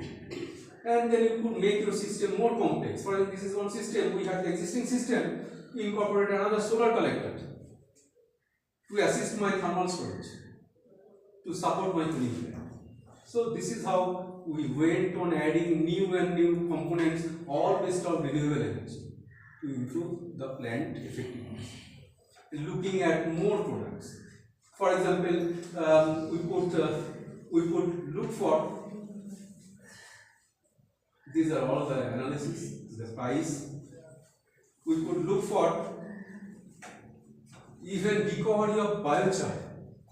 The gasification leads to certain rejects, but these rejects are not really bad thing. They contain silica, they contain carbon. Can't we use this carbon as biochar for fertilizer? Can't we recover silica, which we could sell in your market? So essentially, we are moving in one direction, making your system multi-product. We will generate power, we will generate cooling, we will generate biochar, which could be used at. But biochar, is another way of capturing carbon. Biochar means you have carbon in solid form, which will go into the earth. Right? Silica. So all this will improve the effectiveness of your plant. But you have to find new ways. For example, we are still thinking of what parameters should we consider apart from exergy to capture all these products in a nice way. So we are trying to evolve new assessment technology. This is biochar. Okay, so this is to sum up. Yes, I am sorry for this long presentation, but people who are taking more interest would visit my webpage, see my publications, can ask for publications which we could share. May some of you take interest in working with our group. Welcome. Look for opportunities. Okay, thank you very much. Sorry for the length of my presentation.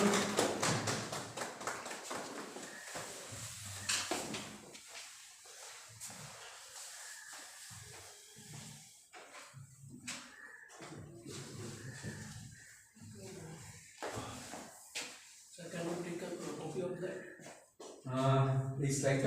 এই স্লাইডে কতগুলো ছবি use করেছি, সেই ছবিগুলো সব স্লাইডগুলোতে আমি ওই কাটসি মেনশন করার হয়তো সুযোগ পাইনি, but the video I think is available. The video they will be uploaded somewhere, so instead of taking slides the video will be uploaded also. Get the video, and most of these findings are available in literature. It means we already follow most of these things we have. But point is only that somewhere I needed to, for example, the schematics, some diagrams we have taken from some agency. Maybe I have this mention. But we need ethically we need to mention all those from whom we have taken some figures or that, but at times we do miss out mentioning some of these acknowledgements.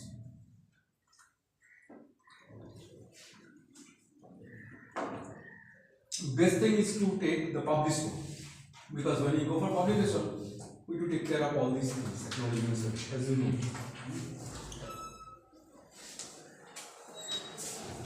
Well, I am done.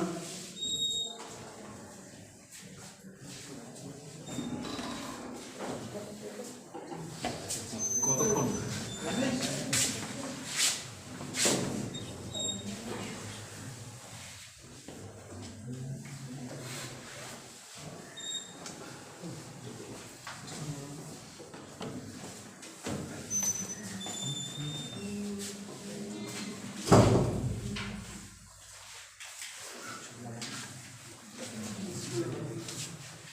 Wow. How long did I take? It's 12:24. Hmm? কতক্ষণ করলাম? Teacher যখন পড়াতে যায় time is not the boundary for teacher. Yes. Suchita, কতক্ষণ চলবে? এক ঘন্টা?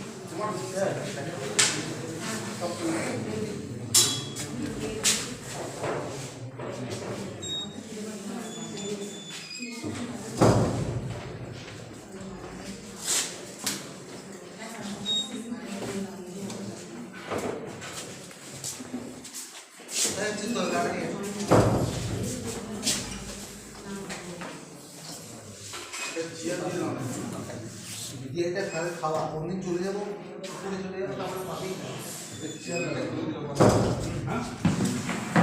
টেবিলে দরকার নেই, একটা ছোট চেয়ার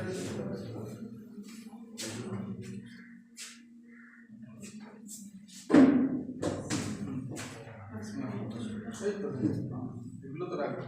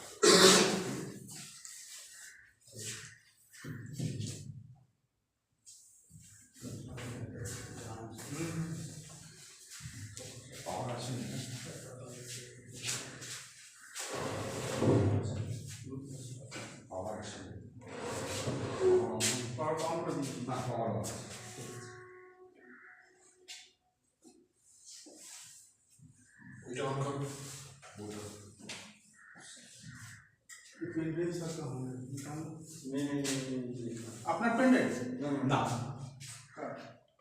ও এটার পেন এটা তো হ্যাঁ সাত দেওয়া সাত দেওয়া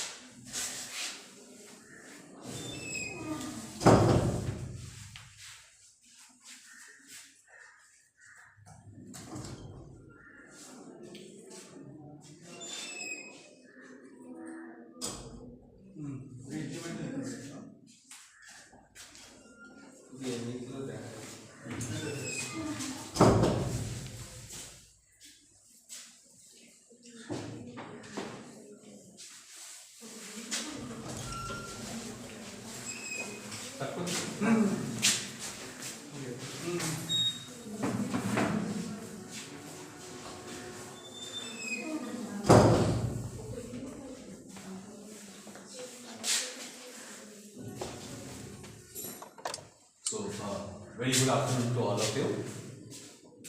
Myself, Shubhashish Bhumik.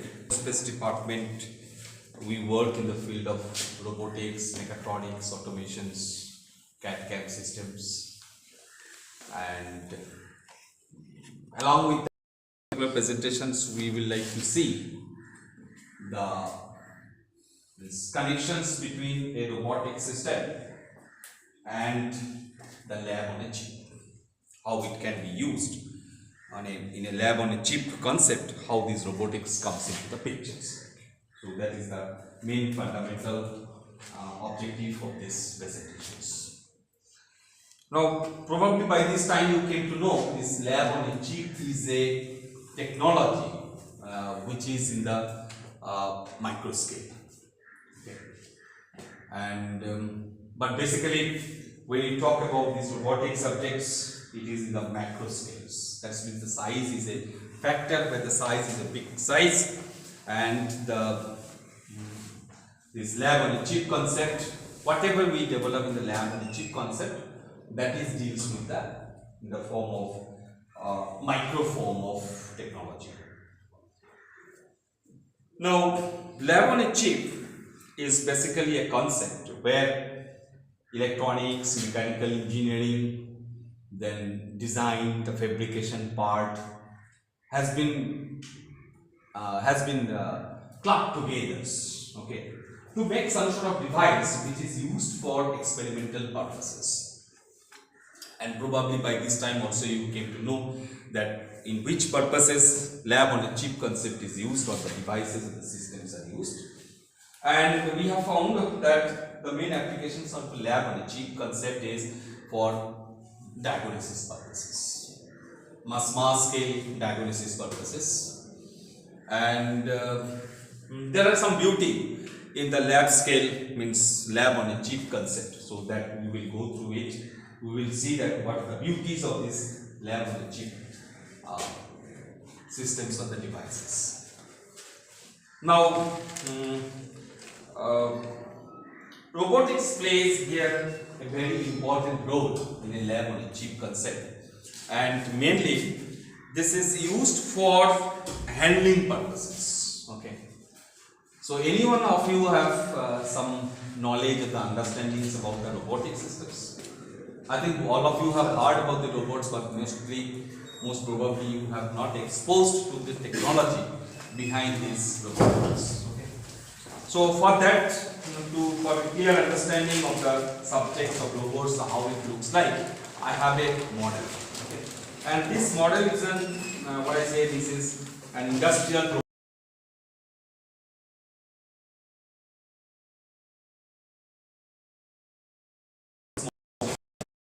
So first of all, I will introduce these robots. Okay, so this is a machine.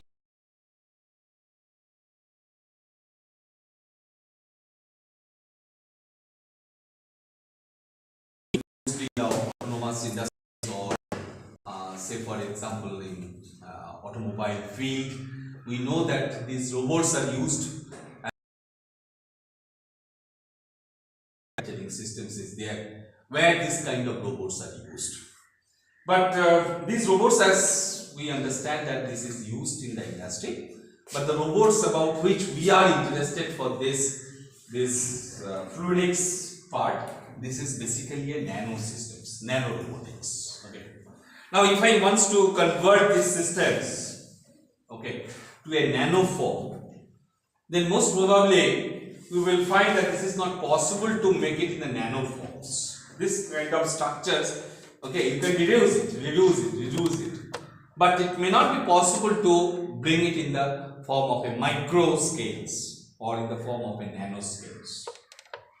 Now, if I see the structures of this kind of machines or the systems by which I'm just trying to make some sort of connections between this technology, robotics technology, and the lab on a chip concept, is that the configurations of this kind of devices is in a smaller scale.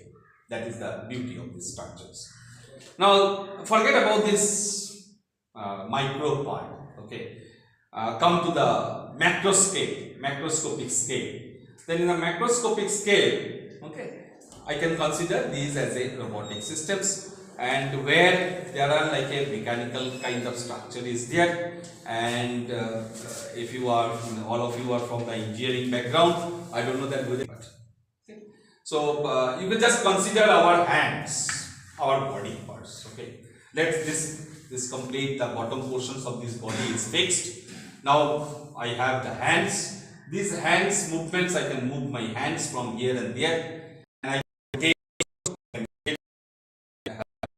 this is the lower hand. So this is upper hand, this is lower hand, and this is known as a gripper portions, which is almost similar to the human wrist portions. So we can see the similarity between the human beings and the robotic systems. Now this kind of systems is used mainly for material handling purposes. Okay, so I can consider that say some object is placed over here, and the purpose of the applications of the robot is to go to that particular positions and then pick up that particular object and bring it back to some other positions.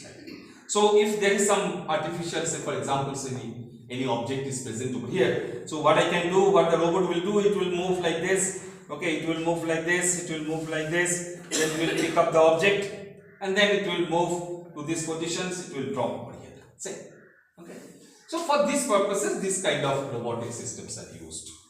Now in case of a microsystems, in case of a lab on a chip, okay, this kind of robots in a smaller forms, in a very small forms, it is used. Okay, and mainly this kind of systems is used for the material handling purposes, and where it can pick up something from one locations and then place it to another locations. It can be used in a laboratory environment for laboratory experimental purposes, something you are doing some sort of experimentations on a lab on a chip. For that you require some kind of material handling devices for which you can use this kind of robotic systems. The other application is that if I see the microscopic level of robotic system, the microscopic robot systems is basically it looks like an ant. Okay, we have all seen the ant. The size of the ant may be like this. This is also a robot. Artificial things, artificial ant. This is also a robot, and this can be used for moving in a micro channel like. Okay, so in case of a lab on a chip, basically it deals with the fluidics, and in case of a fluidics, there are some passages are there, and this passage size of the passages of the micron level passage is there. And there it is required, it may be required that you have to send something, okay, to these micro channels, and the robot may be the carrier of that particular things. For that purposes, we require an artificial things, whether you are calling it as a robot or not, that is a different issue. But we require some sort of devices or the systems which will be able to carry some agents, some reagents, some chemicals, and it will carry it from one place to another. For that purposes, we require a autonomous kind of systems, devices. Sir, the same purpose is done by the JCB machine. So can we say this the JCB machine is a robot? No, JCB machine You we can pick object. JCB machine if you Same principles. Huh? No, same principle is that. I'm explaining that part. You have a queries. The thing is that these devices, okay, I'm just showing you something like looks like a mechanical. These are basically the mechanical parts, okay. And in this mechanical part, basically this is a representation. This black part is representation of a motor. This is a motor, like okay, there is a motor here. And if you see this portion is basically a representation of a hydraulic or a pneumatic systems. It's a kind of cylinder systems. Now, these alone, it cannot work. This alone, this total device we will not call as a robot unless and until it has a control systems. So, control systems is basically it is a kind of black box for us. It is a black box. It contains all the electronics components, gadgets, everything inside it. And along with that, the control system is also connected with the computer systems. So basically, for this operation, generally the robots are not used like this way or that way. The way I am showing it, okay, this is not the way of operations of the robot. So as it has a motor here, hydraulic cylinders, piston cylinder, etc. These are all known as an actuator. Now this actuator needs power, okay. And these actuators also need some sort of control signals, like, or we generally call it as a command type. Unless and until this motors or the actuator gets some sort of commands, it will not be able to operate. The commands are basically placed from the controller, and the controller is getting the commands through computer. So in a computer, we are writing some sort of code or a program which is basically similar to like a basic programming, similar to the like a C programming, okay. So similar to that, we have to write some sort of code of the program, and when the code are executed, then some signals is basically generated from the computer, which is passed on to the controller unit. Controller unit will amplify the signals so that this actuators, these motors will get that part of signals, and depending upon the type of the signals or the value given pass on to these signals, this will rotate by, like say for example, if you want to rotate it by 33 degree, so it will rotate by 33 degree. Okay. Now what happens here, the motor, along with the motor, at the back side of the motor there is an encoder device. So the encoder will basically scan the angle, and whenever the 33 degree angle will be reached by this joint rotations, immediately the encoder will sense the 33 degree it has reached, immediately it stops its motions. So by this way, depending upon the program that we have given to the machine will operate. Okay. And if I say for example, I am picking this object from here and then placing it over here. The question is, in my hand, okay, there are muscles. And muscles are basically the actuator for the human beings. All our actions, whatever we do. So muscle is equivalent to an electrical motor for these machines. Machine does not have the muscles, but they have a motor. So motor is equivalent to the muscles. Now the question is, whenever I am thinking that I will move my hand to these locations and then I will pick up this object from this location and then place it over here. The question arises that where from I am getting the signals? Unless and until the signals are received by the muscles, the muscle cannot work. So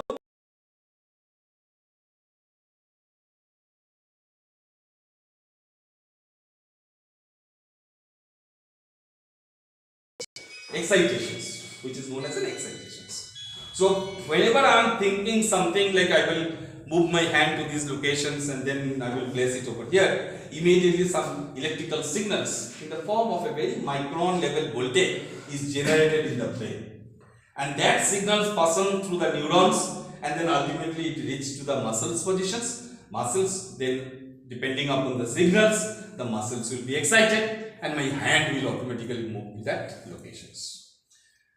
Now the question is that in case of a JCB type of devices, it looks like, if you see the mechanical type of JCB, JCB is basically a mechanical unit.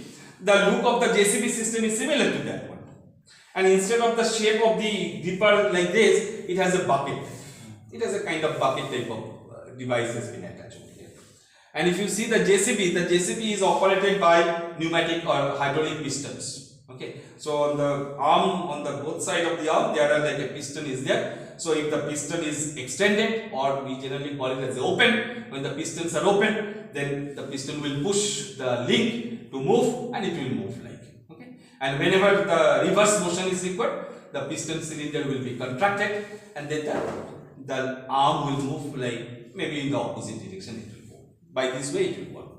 Now in case of a JCB is basically, it is operated by some lever. So you will find that a person is sitting in a control room, and the control room is basically a glass enclosure. So somebody is sitting in a control room, and side of that person's there are so many levers are there. Rods, you will find some sort of rods are there. So what the person is doing, the person is operator is pushing this in this way, pushing it in that way. So whenever he is pushing this or that rod, basically the movement of this lever is basically connected with the movement of the piston. So immediately we will find that the piston is extended or contracted. So in this way, the motions is generated by the manual way. Now, one of the characteristics of a robotic system is that it is reprogrammable. It is a reprogrammable multifunctional manipulator. We call this as a manipulator. This is because we can manipulate it. We can move it from this direction, that direction. So we can manipulate it. So it is called as a manipulator. But it should be like a reprogrammable multifunctional. The questions arise as reprogrammable. Whether your JCB is programmable. If the JCB is programmable, then the question of reprogrammable will come. Okay, but the JCB is not a programmable device. This is operated by the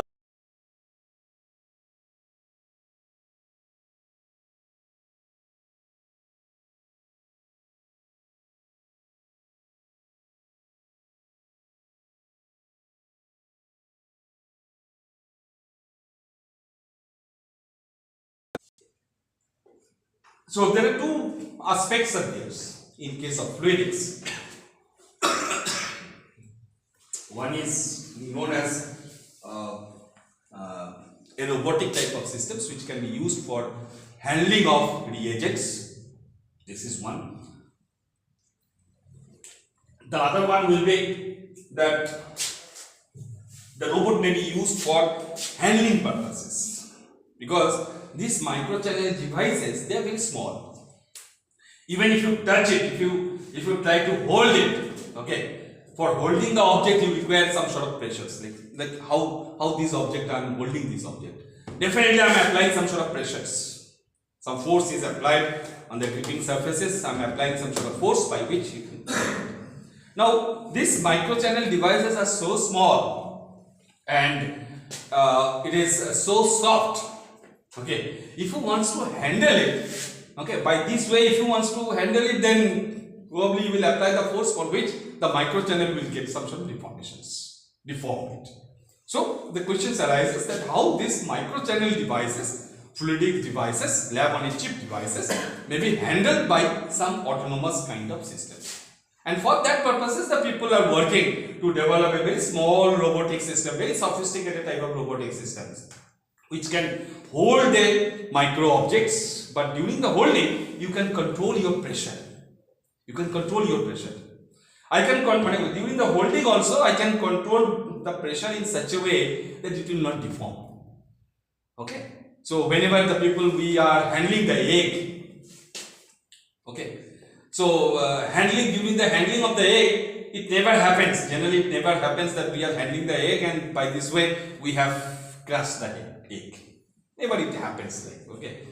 Only when we are in the childhood, at that time if we wants to handle the egg, maybe the first time, second time, okay, we apply the pressure, because of that it broken, okay, egg break, and then that gives us a kind of training at that age, maybe at the age of 3 or 4 years of age. At that time we came to know that if I apply the more forces, then the egg will break. And that is still it is in our brain. So we have updated our knowledge regarding like a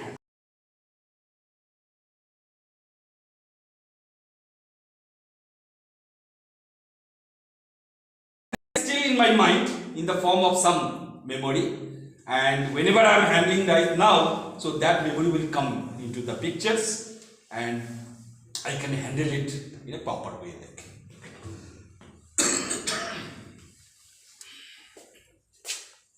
So, this presentation is on when robotics meets fluidics. Okay. And there are two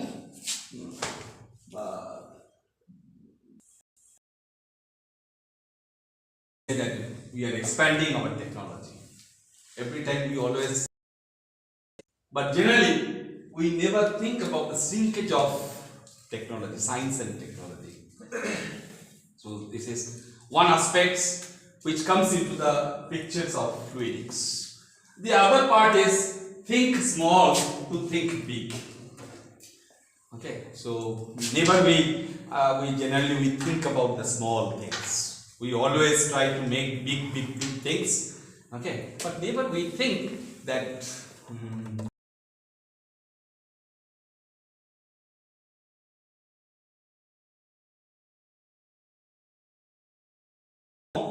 So maybe some miracle will happen. But generally, we have some kind of limitations behind our eyes, okay, to think about the small things. So fluidics is a technology which will open our eyes, okay, to think that if I can make something small, so something miracle will take place.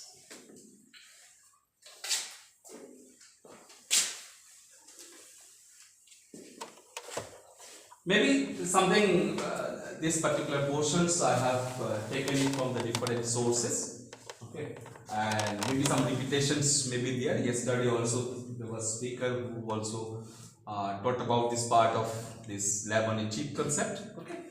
So maybe some similarity will be there initially.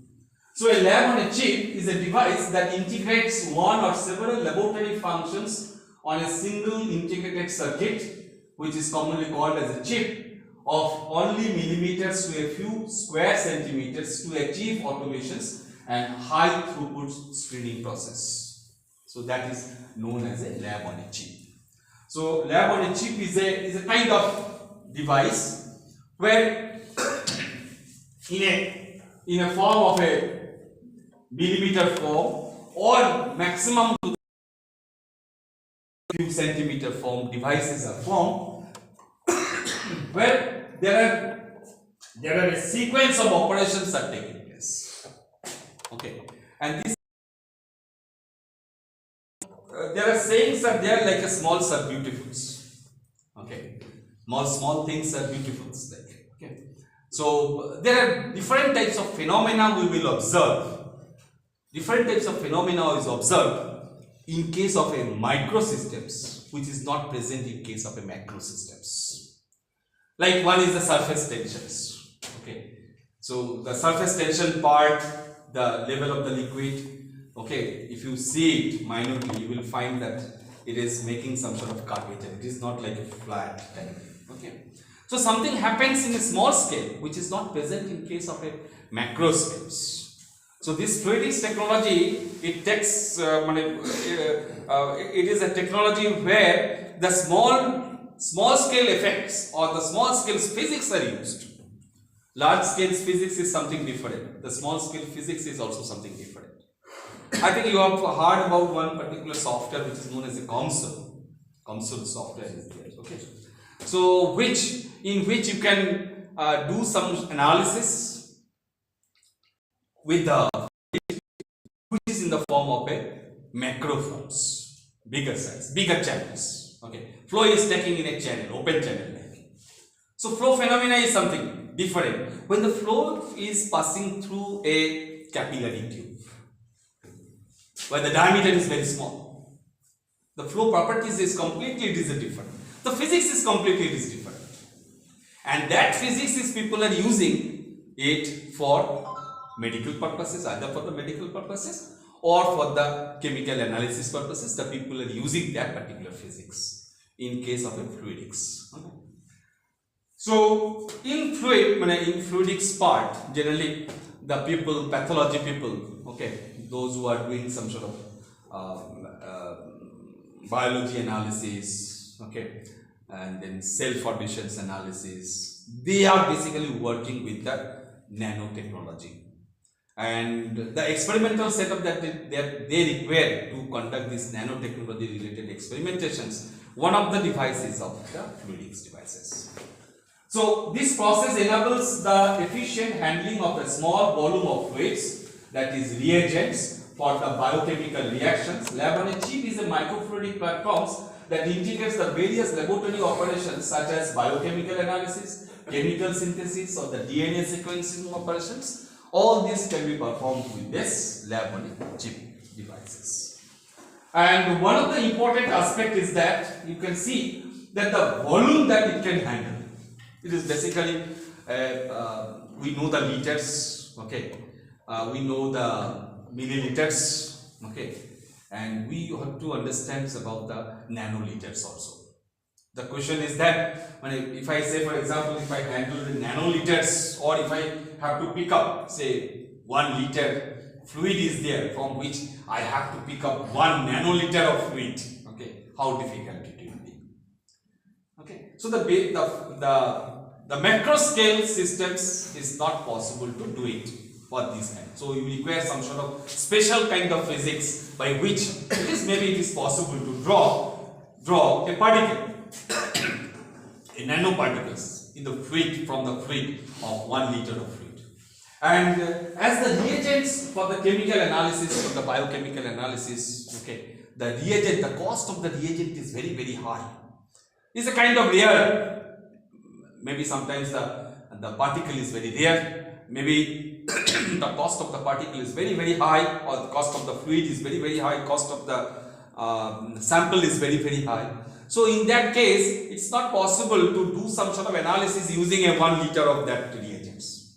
So people are now working with the devices where a nanoliters of reagent is required, and the cost of the nanoliter of reagent is maybe like say for example 1000 rupees. So you can understand that what will be the cost of the 1 liter of that reagents. So the beauty of these fluidics devices is that the cost of the analysis, the cost of the experimentations is come down to a reasonable edge. Okay, and this is possible in case of a small scale only. Some of the medical diagnosis you require a small scale diagnosis. Okay. So the people are trying to develop some sort of devices in which at one time at least you can do like a 20 samples analysis, you can do it. So the cost will be reduced. And whenever we are expecting that the device, we will develop some sort of device which can handle 20 samples at a time. Then the question is that how the samples are picked up, how the samples are placed, and also after the experimentation is over, how the samples are also kept in some sort of baskets, okay, or a bin. So how this handling possibly takes place, and for that purposes we require a autonomous kind of systems, or we can say that the robotic kind of systems is used. So about 20 years ago, researchers introduced the concept of lab on a chip and envisions its use as a revolutionary diagnostics tools. So a lab on a chip is a miniaturized device that offers the solutions of conducting multiple samples, biological and biochemical analysis in a single platform. Research on the lab on a chip focuses on the several applications including the human diagnosis, DNA analysis, and to a lesser extent chemical synthesis process. So thus the lab on a chip, it emerges as a promising diagnostics tool as a miniaturization of the biochemical operation, reduces the cost, then palletizes operations, as I have already mentioned. that at one time, this is the process is palletizations. Palletizations is generally, it means that handling of many samples at one time. Okay, and generally this palletizations process is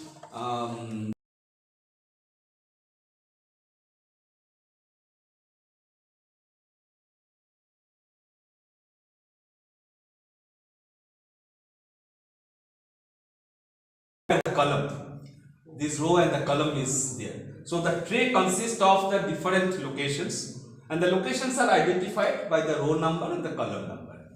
And we can apply some sort of robotic kind of devices which will pick up the A and it will place it one by one different locations, row and the column wise it will put it. So this operation is known as a palletizing operations.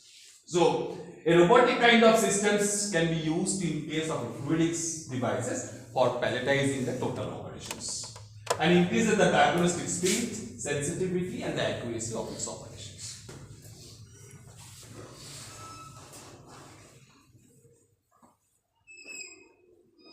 So you can see the microfluidics, okay, the dimensions of the microfluidics type. So what is the level of the microfluidics? One is in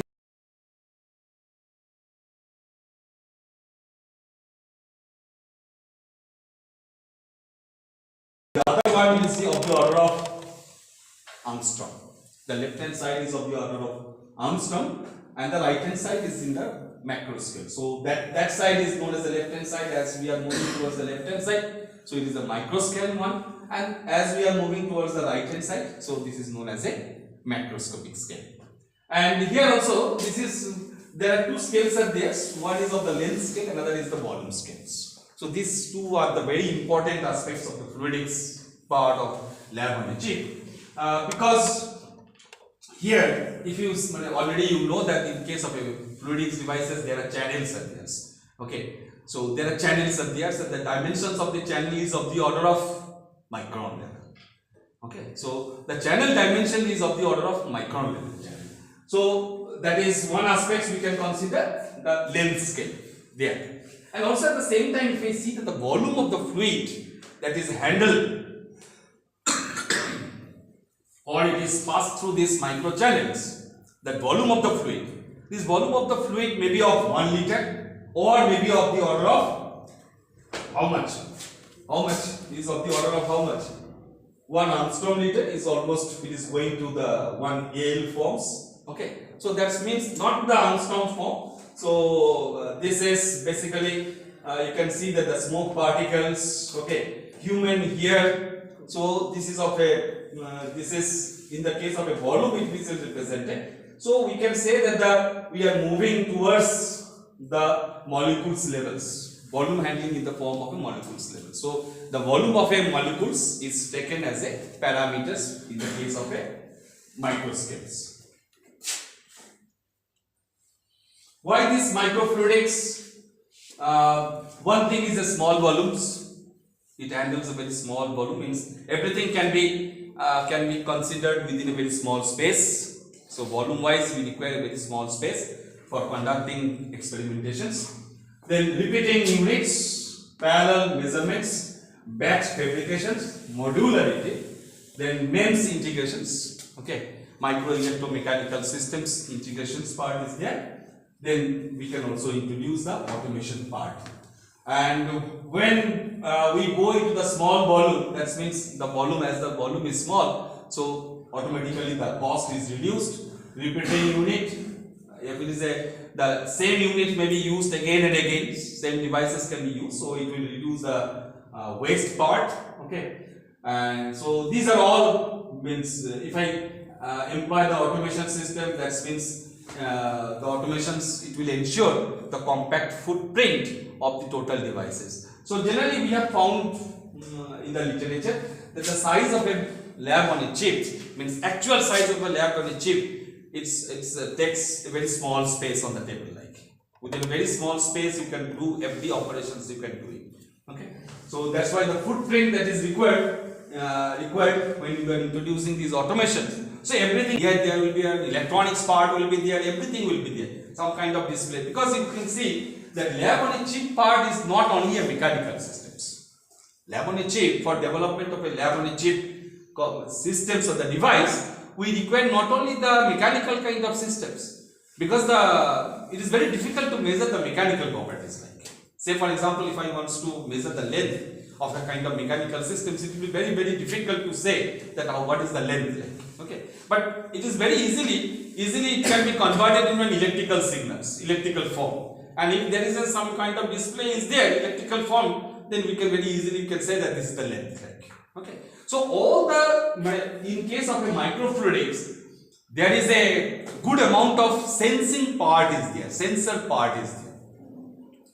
Okay, and along with the sensors, there are actuators units are there. Something you have to push it, something you have to drop it. So who will push and who will drop? For dropping, for pushing, we require some sort of actuators units. So in all microfluidics devices, there are actuators, there are sensors. Now only the actuator and sensor, it will not serve the purpose unless or until you have a controller in this. So there must be some sort of microcontroller devices. It may be 8085 based microcontrollers at the lowest end, okay, or the highest end you can imagine anything. And these controller units, these are basically we can say these are the input output devices, or they are the digital analog devices, like analog to digital converter or digital to analog converter circuits inside it. So these systems will, whatever the mechanical property will change, that mechanical property change will be converted into its electrical signal, electrical form, and there will be a microcontroller devices which can capture this electronic signal or electrical signals changes and then convert it into form of a reading, by which the researchers will take that kind of readings. So that can be done over here. So the advantages of this microfluidics is high throughputs. Okay, this is a kind of benefits. Quantitative benefits are there. So you can do the experimentations at one time. You can do, say for example, 1,000 samples you can check it at one time. Okay, so that can be used.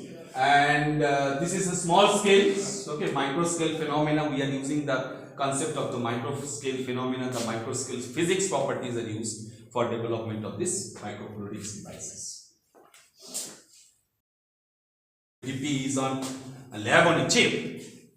There is a similar kind of wording is there, which is known as a lab on a CD. Lab on a CD.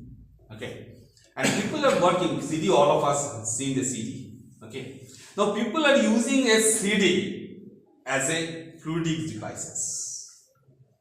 The CD, simple CD. Okay, they are using it as a device for the microfluidics. Now what they are doing on the CD, the conventional form of a CD, they are making some sort of small channels. Okay, and generally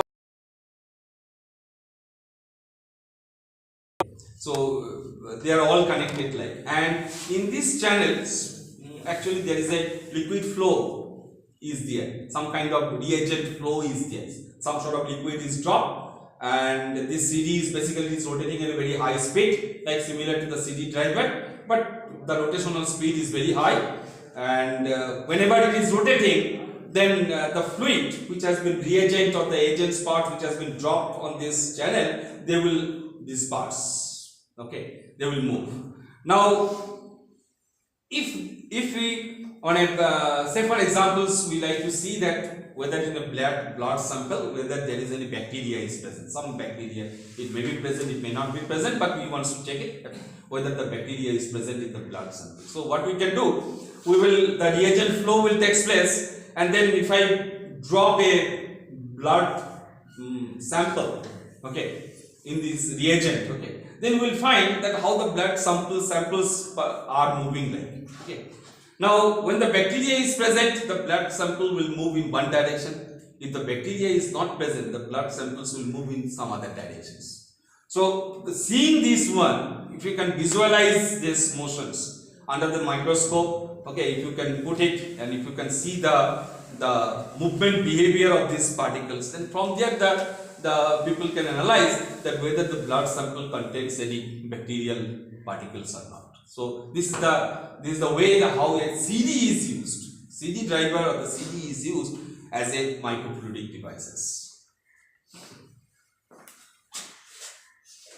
Now, as we are including AI in each and of every aspects of our life, okay, the way that we talk, the way we move, okay, and the way we work, everything is now guided by the AI. Okay, so similar to that also, this AI also has entered into this fluidics part also.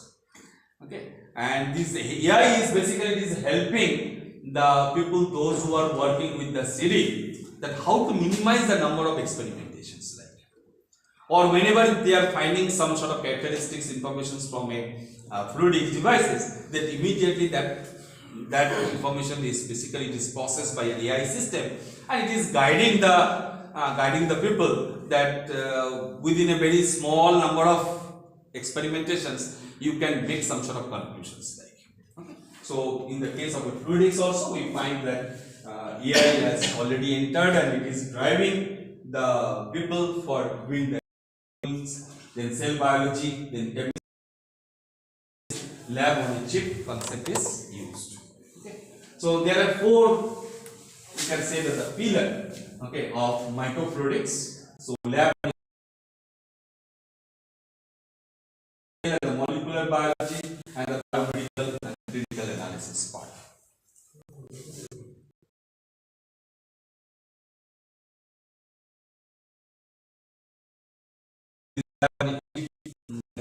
They are manufactured. Mainly the silicon, glass, PDMS, polydimethyl siloxane. So this is one kind of what they say that is a kind of plastics material is used, okay, for making this channels. Okay, I will show also some pictures. Okay, so how the PDMS is also used for making some sort of samples. It may not be related to fluidics, but how the samples looks like, that I will show you also. So sometimes the papers are also used as a devices for this fluidics devices. So in all the cases, what happens, you have a base materials. Okay, the base may be of silicon, the base may be of glass, the base part may be of PDMS, on which you have to make some sort of channel, and the size of the channel is less than the size of the diameter of the hair. So that is the process. Now question arises that how this type of channels are, and this is not like a I have these,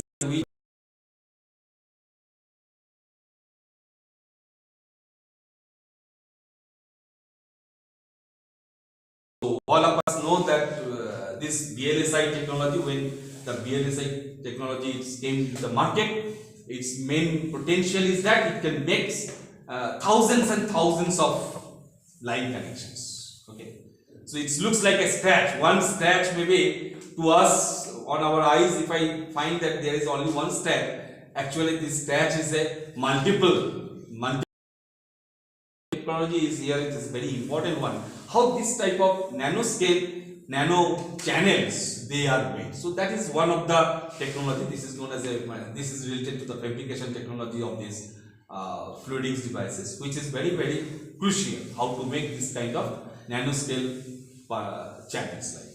And for making of these nanoscale channels, your conventional manufacturing, okay, technology will not help. Okay, like say for example, if you think that okay, I will make this sort of channel using a milling machine, so it's not possible. Right? It's not possible. So there may be some kind of technology which is basically known as advanced manufacturing systems, advanced production systems. Okay, similar to all of you mostly you have heard some sort of laser cutting. Laser cutting is there. Okay, or maybe like electrochemical depositions or electrochemical discharging, EDM process, ECM process, okay, and ion beam process. So these are the very fine technology by which you can make some sort of scan. Even if you can use the laser also, using the laser also, you can make a scratch, simple scratch, which may not be possible to see the eyes. Through our open eyes, you will not be able to see, but whenever the laser is passed, it will make a scratch on your CD, and that way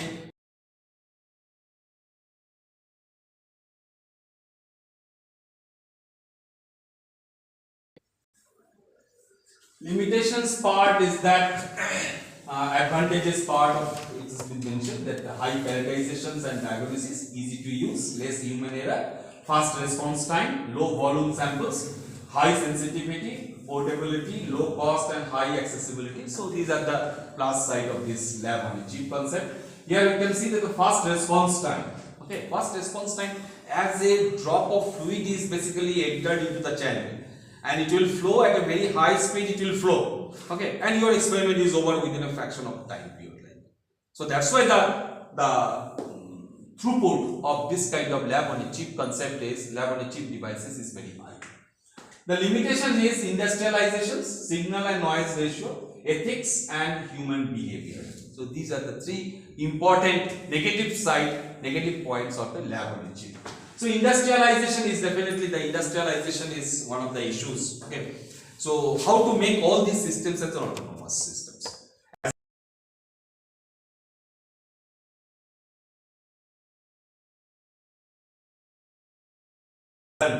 By development of similar type of devices which can handle the micro objects, okay, nano type of objects, particles, is not so easy.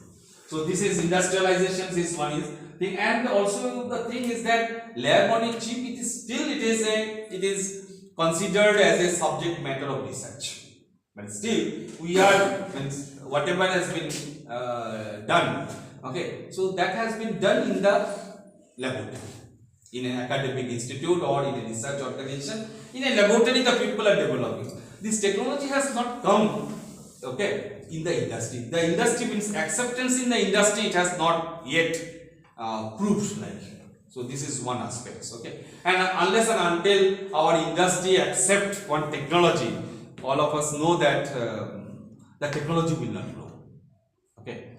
So that's why there is a difficulties is there. The people are facing that lab on a chip concept is still, it is remain in the academic institute, research institute, but industry is not really interested to employ this kind of technology. Then the signal and the noise ratio, this is also very important, signal and the noise ratio. As we are moving towards a micron level, means phenomena is also occurring in the micron level, okay. The charges, the particle charges is of the order of micron voltage. So to measurement devices that can measure that small charges, this is also not what I say, that it is not available, or the technology is not attained the maturity level. So devices which is used, maybe the conventional your oscilloscope, you have an oscilloscope, okay. So the same conventional oscilloscope, you are using it for measurement of the electrical properties of a fluidic devices. So naturally, your system will give you wrong results. Now, whenever our students work in the area of that brain signals, okay. Now, the brain signals, whenever we wants to capture the brain signals, okay. Generally, it is literature. It has been mentioned that our body movement, hand movement, and the leg movement is basically connected with the body brain signals. And already it has been proved that from here you can collect these particular brain signals which will be related to your hand and the leg motions. Okay, like all of us know that our right hand and the left movement is basically controlled by the left hand side, and similarly our left hand and the left leg movement is controlled by the right hand side. And people has already they have already found out that which particular portion of the brain is creating the signal for a particular operations. It is known that. Okay. Now, when we try to, there are some sort of electrodes are there, okay, which is available in the market. So, if you can purchase that electrode and place it in your head portion, okay, and if you want to capture the signal, you will get some sort of signals, but the signal is full of noise, like, okay. And if you are processing that particular signals, maybe to some extent if you process it, you will be find out to the exact value of the signals, but even that signals will be of a very weak and very erroneous type. So that's why it is very easy that whenever it is very essential that whenever we are working with these fluidics devices, Okay, the instrumentation part should be very accurate. And the ethics and the human behavior, this is also very important. Okay, we are in science and technology now.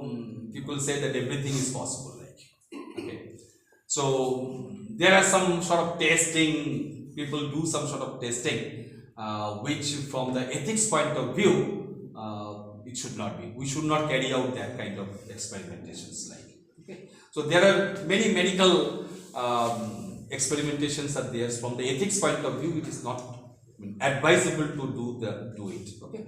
So in case of all this, you can see that the nano technology, nano biology, okay, nano chemistry, nano kind of analysis is performed. Some of the cases it may not be ethically permitted. So one has to do very cautious about during the experimentations, whether it breaks the ethics part of the human beings or not.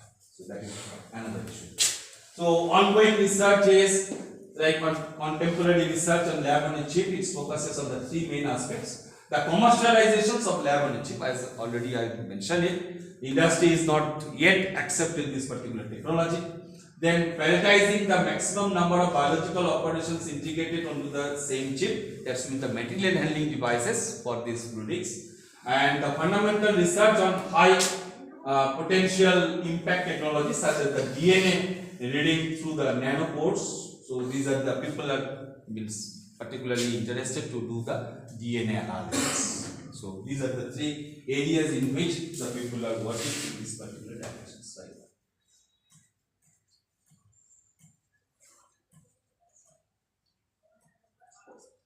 So we can say that from the perspective of chemistry and the biology, the marriage of robotics and the fluidics provides a route to the smart, high throughput synthesis and testing, the physical, chemical and biological manifestations of the increasing powerful artificial intelligence. Okay. And this technology, this fluidics technology or the lab on a chip, it is a box of useful tools for the research and engineering, then a discipline in itself. Okay. So it is basically a tool. Okay. Lab on a chip is basically a tool by which we can do a lot of experimentation. Different fields of engineering knowledge, even the science field, different science, chemistry, physics, these are all involved in the development of this laboratory, the lab on a chip. So lab on a chip is concept is that previously our laboratory, maybe the space was requirement of the space for doing this lab experimentation was like this. Now everything has now been into a miniaturized file. So only a tabletop, if you have a table, you can do a lot of experimentations.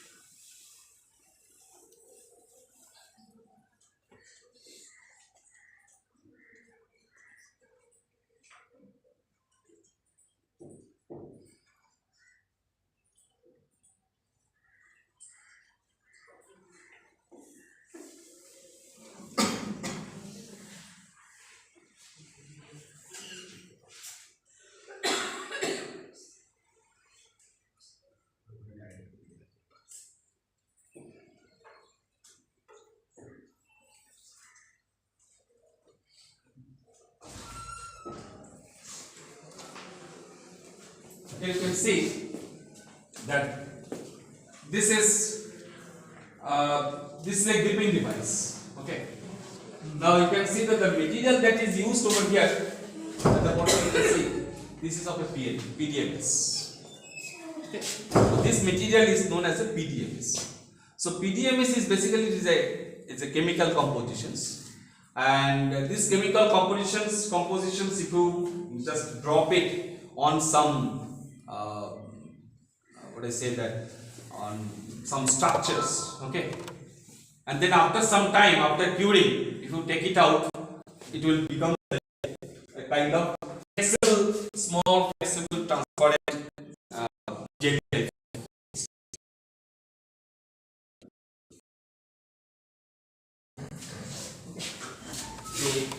So this is a, you can see this is this is a small device.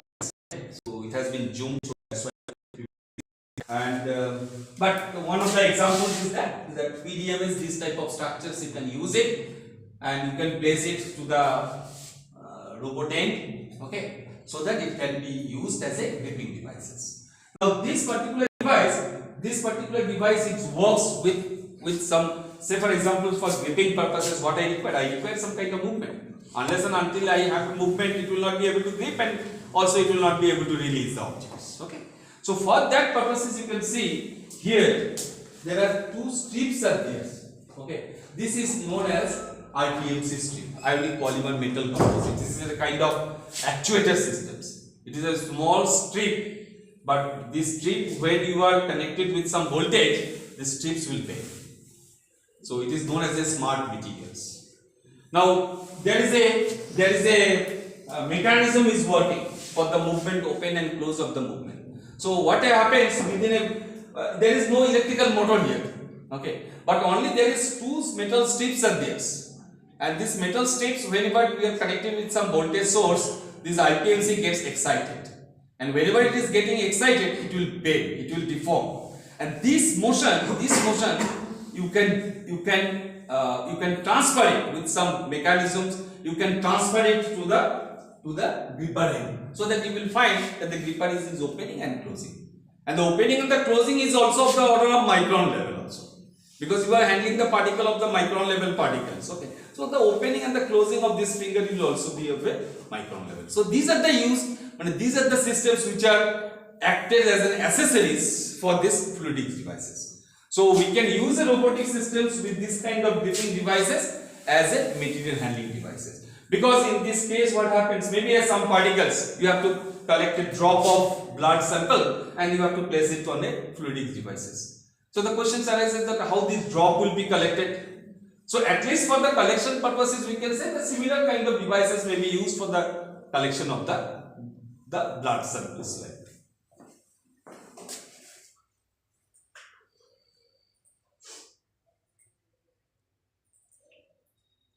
This is like a test setup, laboratory test setup that has been developed. Okay.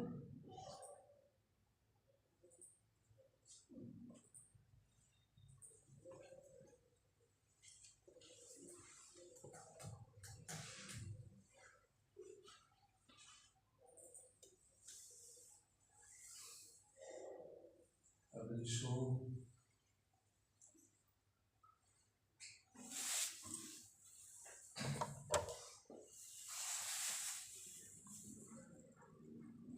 IPMC. So I said, okay, so when it is excited, it will have the movement. You can see that the similar movement is taking place. And this movement, you can use it for opening and closing of the gripper devices. Then I will not go through it, but I am just showing you.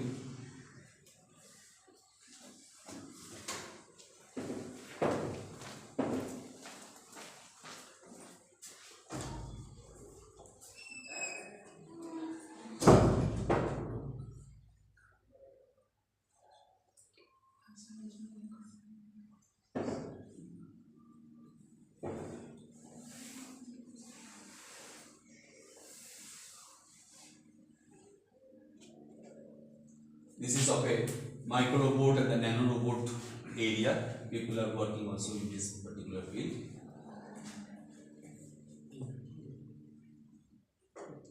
So you can see that micro robots, nano robots, its applications, okay, and the technology behind it, and development of artificial muscles. So these are the areas: scaling effects, scaling laws. As already I mentioned that whenever you are dealing with the physics of a small objects, okay, the physics is completely different compared to its when the size is large. Okay. So there are scaling effects is there. Scaling effects is that scale. It means like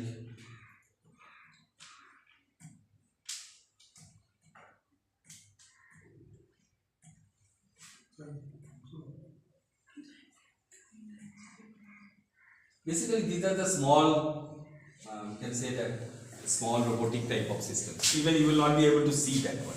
The size is so small, and it can be edited into the human body. Okay, and along with this kind of devices, there may be some sort of medicine also. Means it will be packed with some medicine, and the people are now scientists and the engineers, the medical practitioners, they are all trying to make some sort of device, okay, similar to this kind of micro robotic type of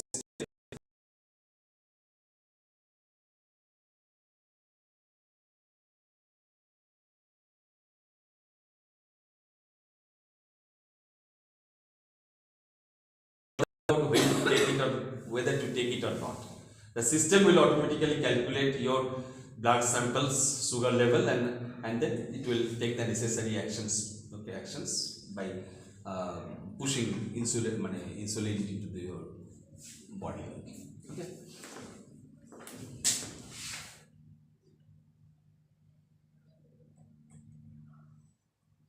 Okay. So I end up these presentations.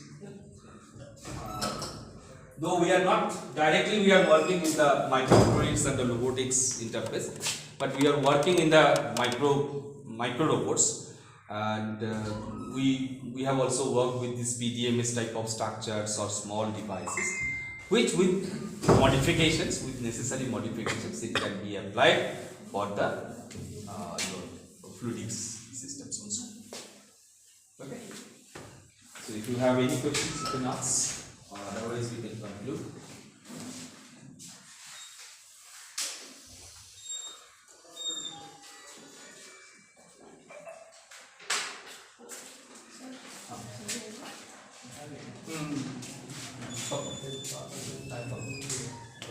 रुको रुको रुको रुको रुको रुको रुको